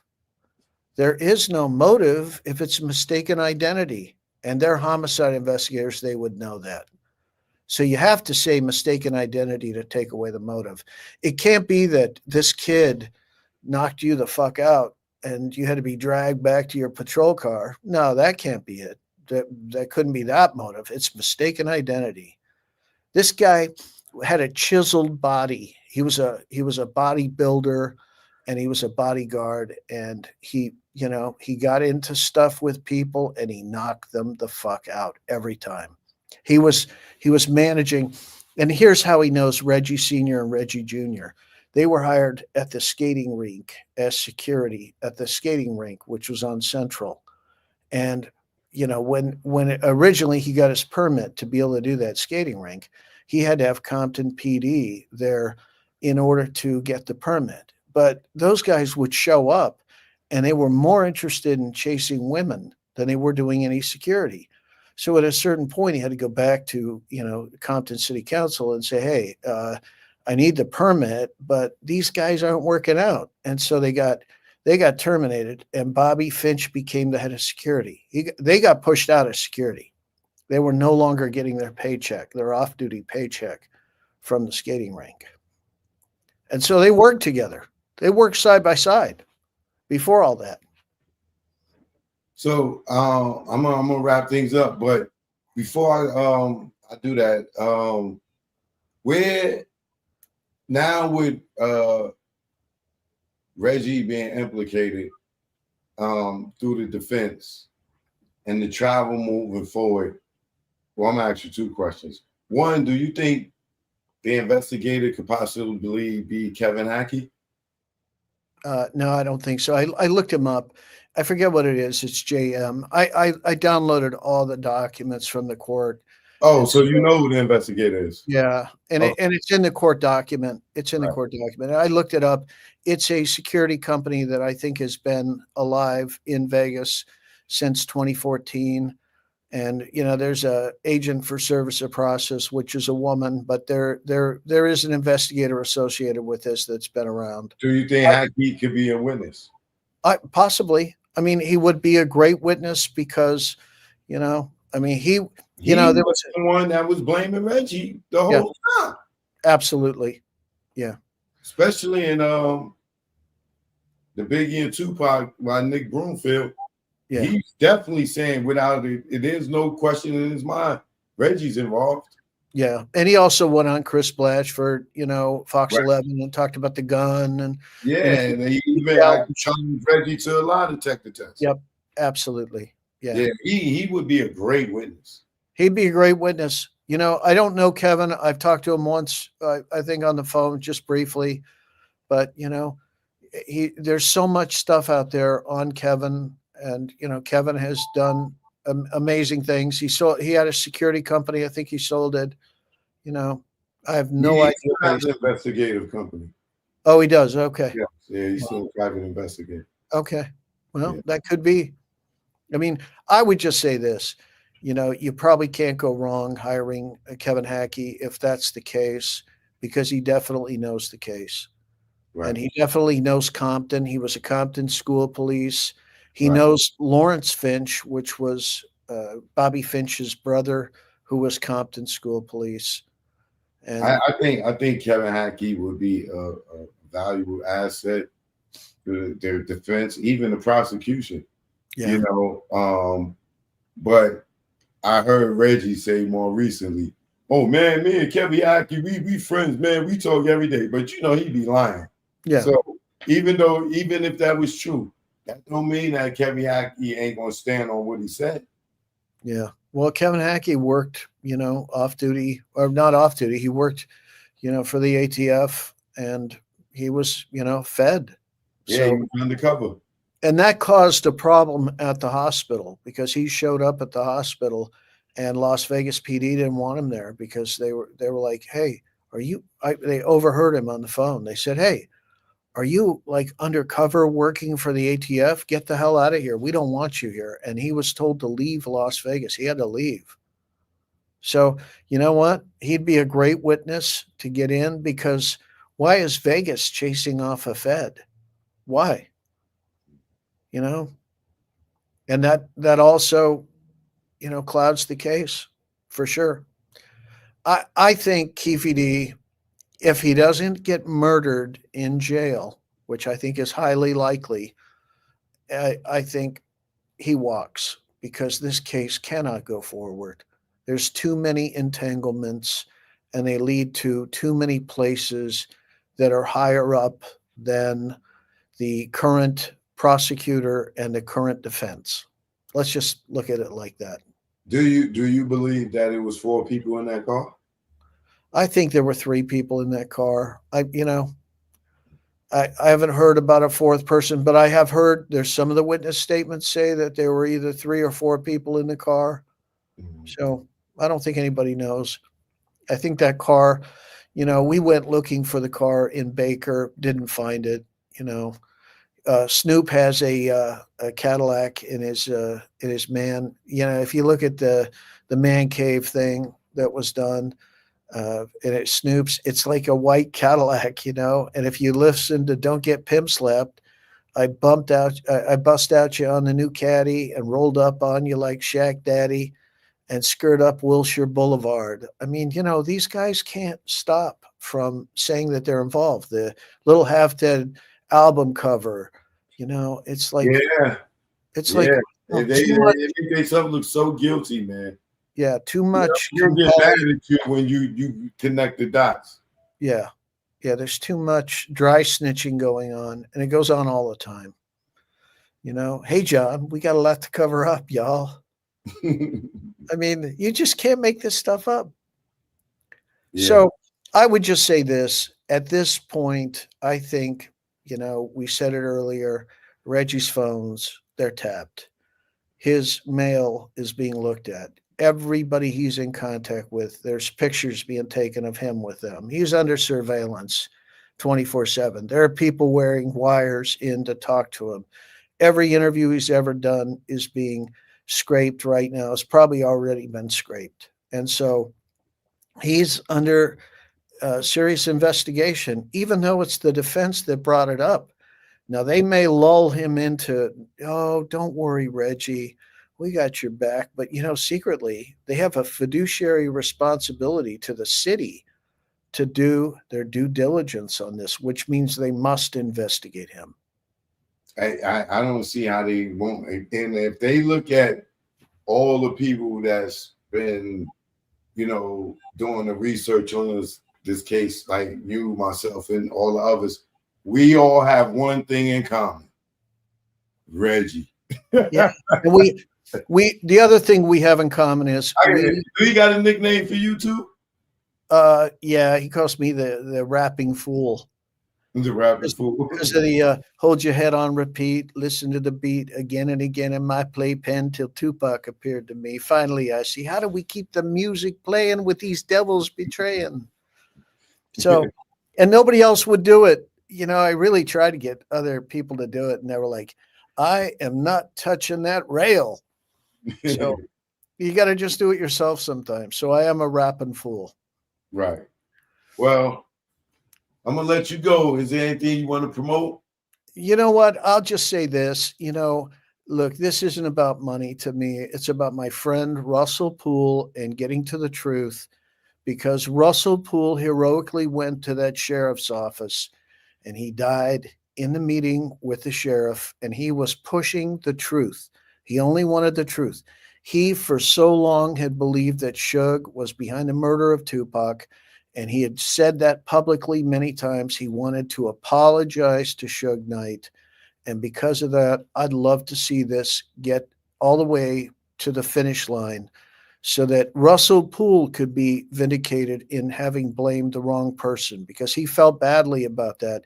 And we were actually in touch with Suge at the time of Russell's passing through his attorneys, but he was apologizing through the attorneys. I got to apologize to Suge Knight directly, and I just want to see the truth happen. So, if you want to read Chaos Merchants, read it. It's like 99 cents on Amazon. It's not a moneymaker. It's just to get it out there. I got that book out 24 hours after Russell Poole passed, and then did a slight edit to it and got it out there on Amazon. And anybody who wants to read it can read it. I think, like I said, it's like 99 cents or something on Amazon. What do you say about the people that say that they believe that Russell Poole was murdered at that meeting, opposed to just I can tell you this. I set up the meeting with Sheriff Jimmy McDonnell. I actually worked on his campaign. I knew him. I cornered him at an alumni-only event that he and I are both alumni of, which is called Leadership LA. And I made him get us a meeting, which he did with the homicide investigator. Lee Baca, who was the former sheriff before Jimmy McDonnell, agreed to do an interview with me. And he only agreed to do it if I would wait until the disposition of his appeal to release that. And in that interview, he said Russell Poole was killed in the line of duty. So don't take my word for it. Take Sheriff Lee Baca's word for it. The sheriff of Los Angeles, before Jimmy McDonnell, told me that Russell Poole was killed in a line of duty.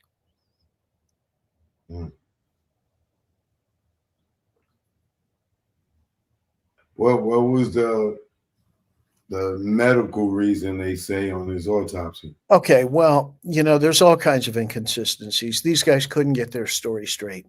Right. So, I was on a call with Jimmy McDonnell. He was calling to apologize and tell me how sorry he felt for, Russell Poole's death. And he told me that I couldn't know who was in the meeting. Reggie was within a few minutes of Russell Poole's death on Bomb First gloating about Russell Poole's death, which I thought was really in bad taste.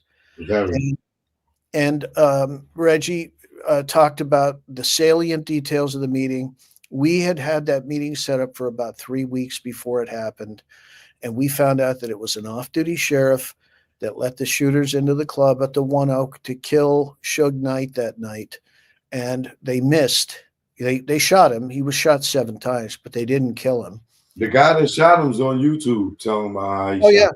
talking about it, right? And nothing ever happens to him. I That's mean, fucking crazy, bro. this is where Suge was a victim at the One Oak nightclub, and then the same off-duty sheriff that had let the shooters in the club Drove drove to the airport.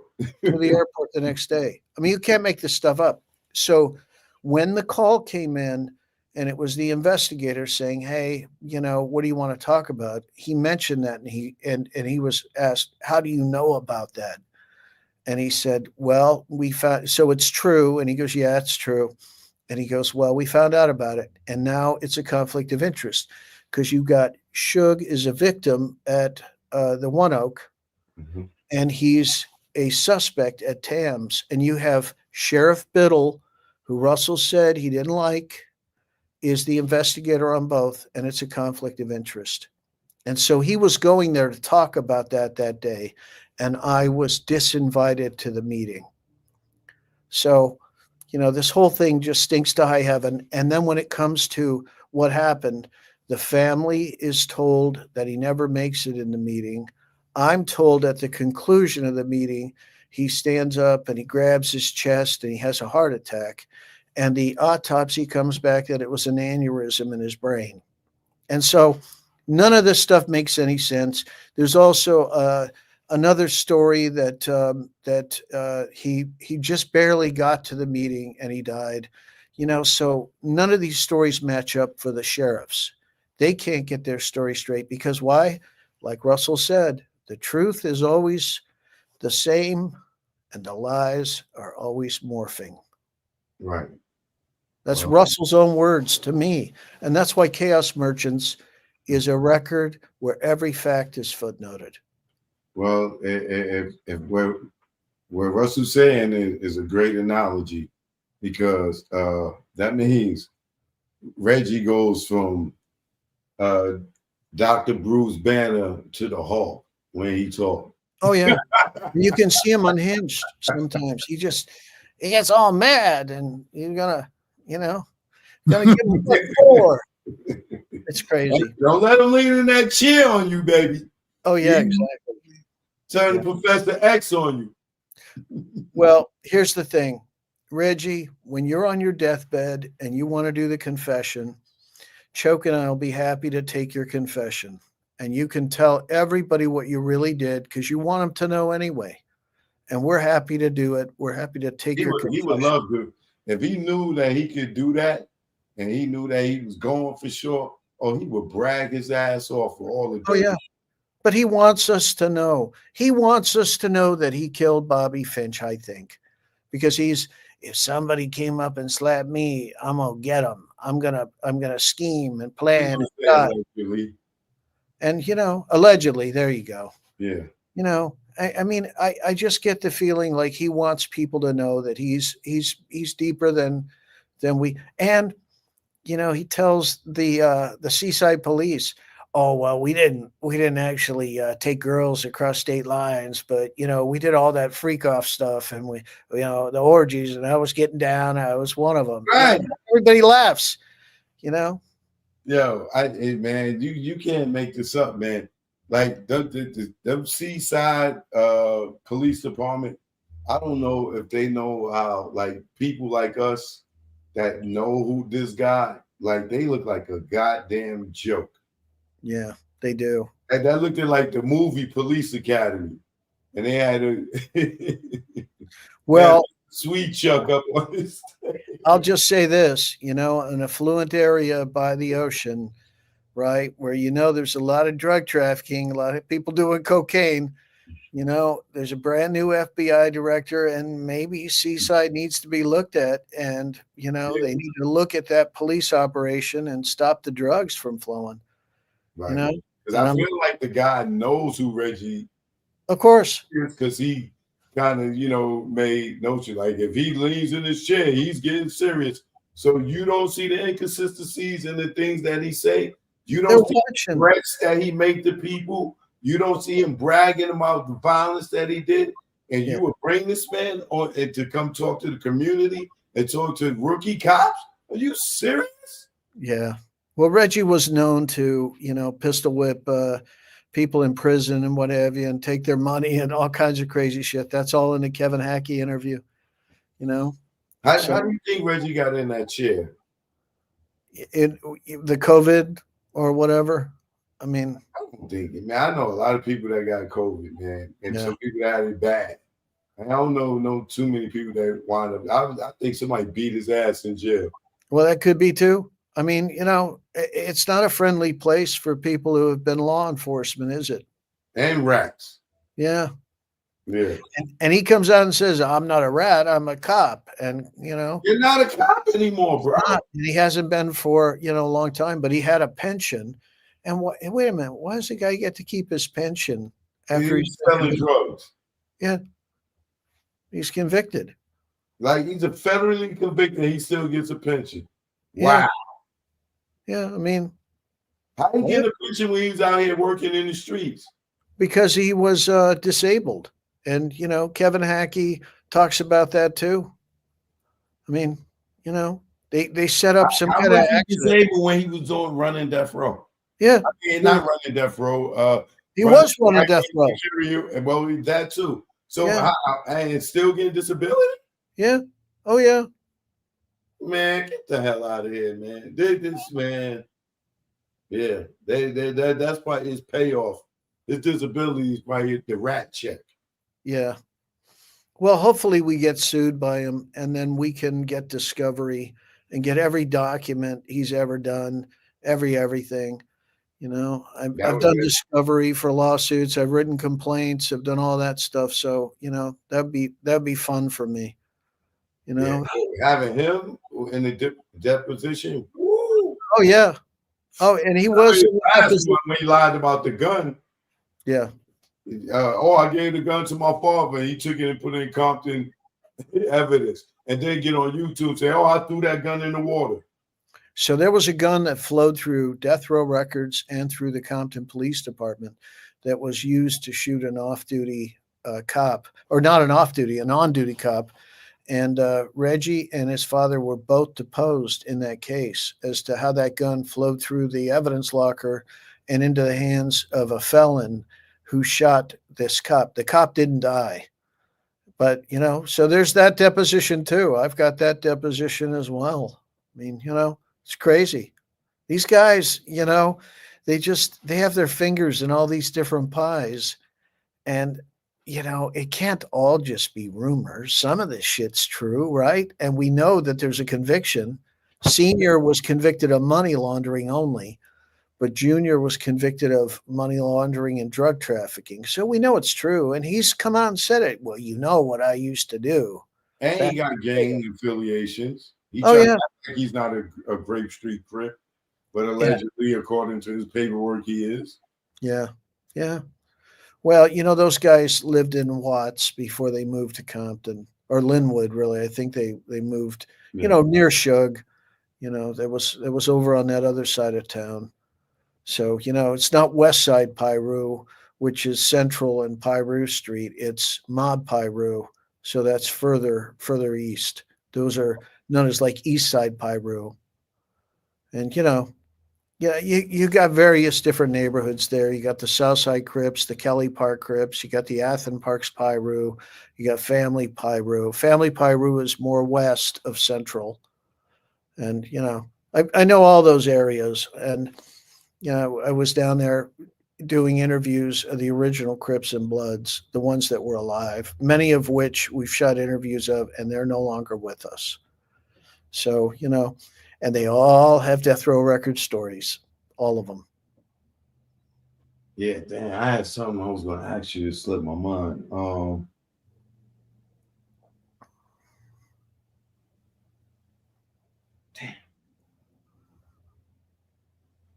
Did you ever hear the phone call between Reggie and Sharita? Oh, yeah. Yeah, Tanique set that up. It's one of the great things Tanique did. Where's Tanique at? I don't know. I you know what? I talked to him for years, and that was years ago. Right. And, he did some good work. Yeah, he disappeared. But occasionally he deletes all his videos and just disappears. And I don't blame him, Right.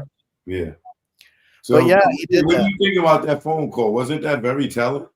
It was, and it was like, oh, the Vegas thing, and then Reggie shuts her up. That could be the Vegas thing. Because Reggie doesn't disclose to Sharitha that she's Being on a recorded. call with Tanique. Right. Yeah. So, hey, it's all good. This stuff all came out. Yeah. Why would I want him around, being paid by death row when, I'm keeping him hiding? Yeah. And we're being I'm paid not cash stupid. by She said, Stu. I'm scandalous, but I ain't that scandalous. I'm like, dang. Yeah. Woo. Yeah. That So was crazy. yeah. Okay. Well, damn, I forgot. I'm trying to think what it was. It was something. It just slipped my mind real quick. Oh God, it's so good. That's why I got to keep your pen close. But it'd be so much stuff we'd be talking about. Oh, no, exactly. Yeah. Yeah. But don't worry, I will definitely have you back. All right, brother. Have a great night. Say hello to Reggie because he's watching right now. Oh no, we know. Hey, John, we got a lot to cover up, y'all. All right, Mike. Thanks for coming through. Right. Yeah, you got any social media? Yeah, I mean, I'm on Twitter. It's Michael D. Carlin. My website is michaelcarlin.com.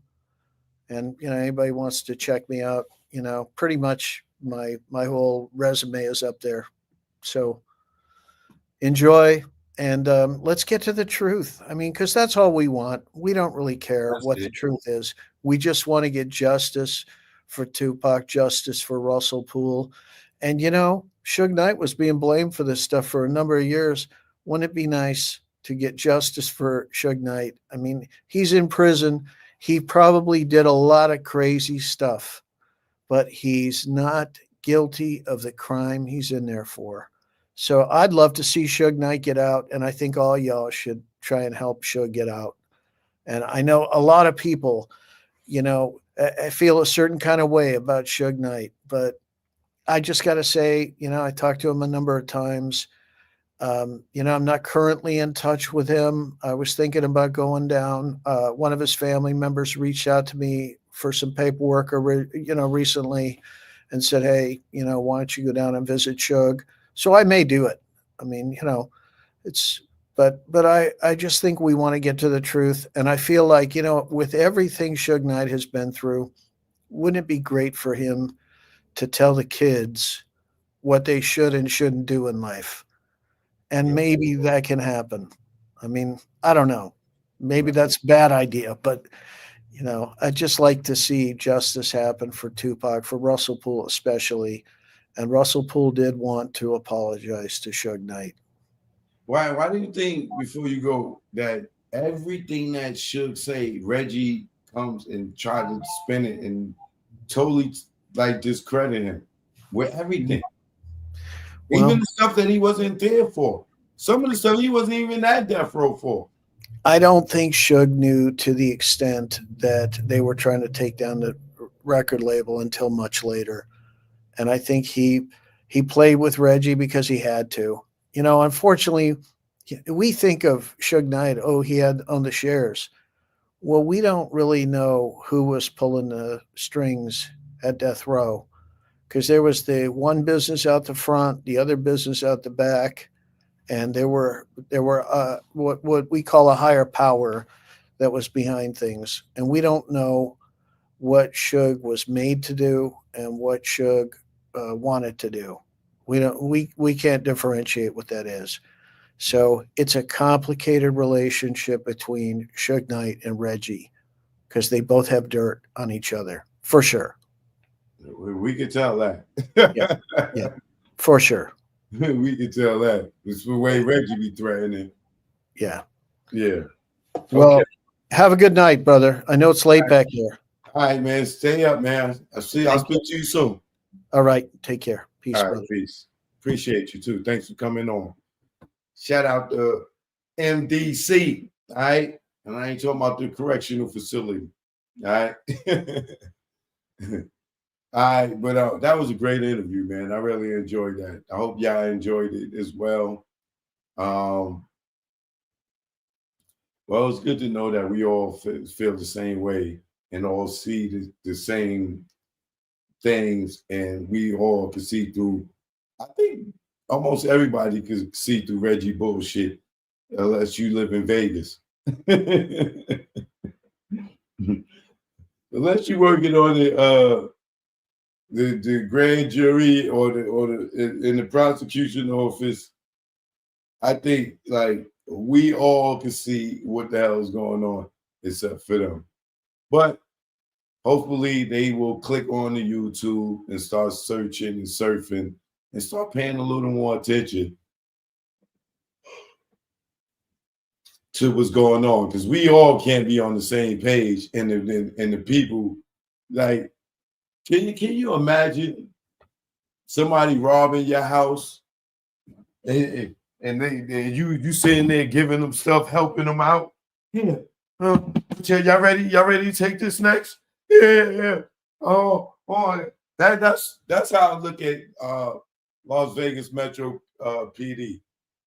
Like, y'all got the dude that's robbing your house, and y'all open the door and let him in, and y'all just helping him unload y'all stuff onto a truck. I don't get it. I just don't get it. But, you know, like I said, they might be having a tactic. They might be setting them up. I don't know, but it don't feel that way. But Jesus, I don't know how he's working with them when. Well, he did it to Greg Caden, so doing it to Greg Caden, I'm sure he could do it to Las Vegas Metro PD, because he spun them. He definitely spun them. Choke no joke, you already know. Catch y'all in the AM. I think I need to go hit the gym. All right, 1.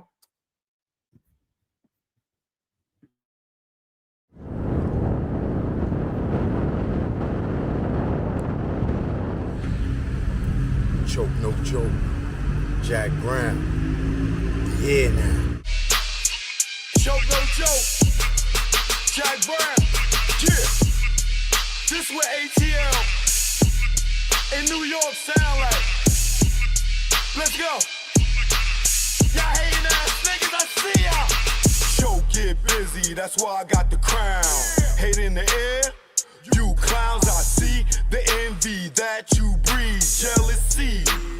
What you need is your own damn hustle. Stop worrying about mine. Nigga, I'm popping cause I put in time.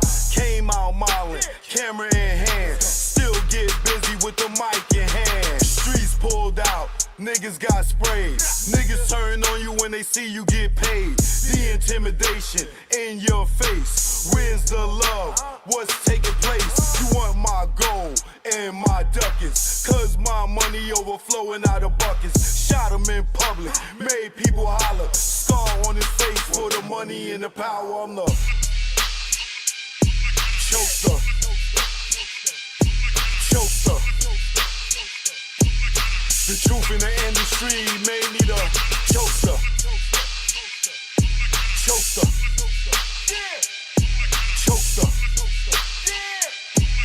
The truth in the industry made me the game had me fooled, got in, was young. Thought talent made you rich, damn was dumb. More to make, cake from crumbs. You gotta be sweet, G or native tongue. My heartbeat went into overload when Larry tried to turn me into a mole. Told me show my curly to the CEO. I didn't think it's funny, so his jaw hit the floor and grabbed that chair that broke his back. Then realized that's a hate attack. Harassment comes assault, you in the maze. No way out, like Puff and Mace. Touch me, tease me, I catch a case. Nigga, you ain't straight as your poker face. Father law God, in that game I fold. This sun don't tick, demon time don't hold. I'm the chokester. Chokester. The truth in the industry made me the chokester. Chokester.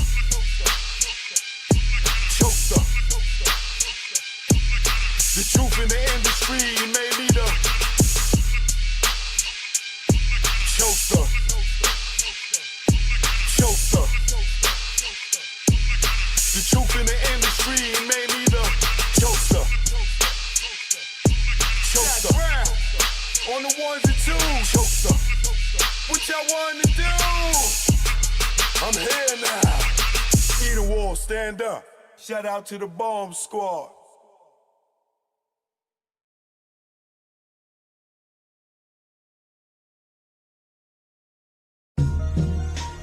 Choke, no joke. Yeah. It's choke, no joke. Choke, no joke. Chicken choke, no joke. Choke, no joke. Niggas choke, no joke.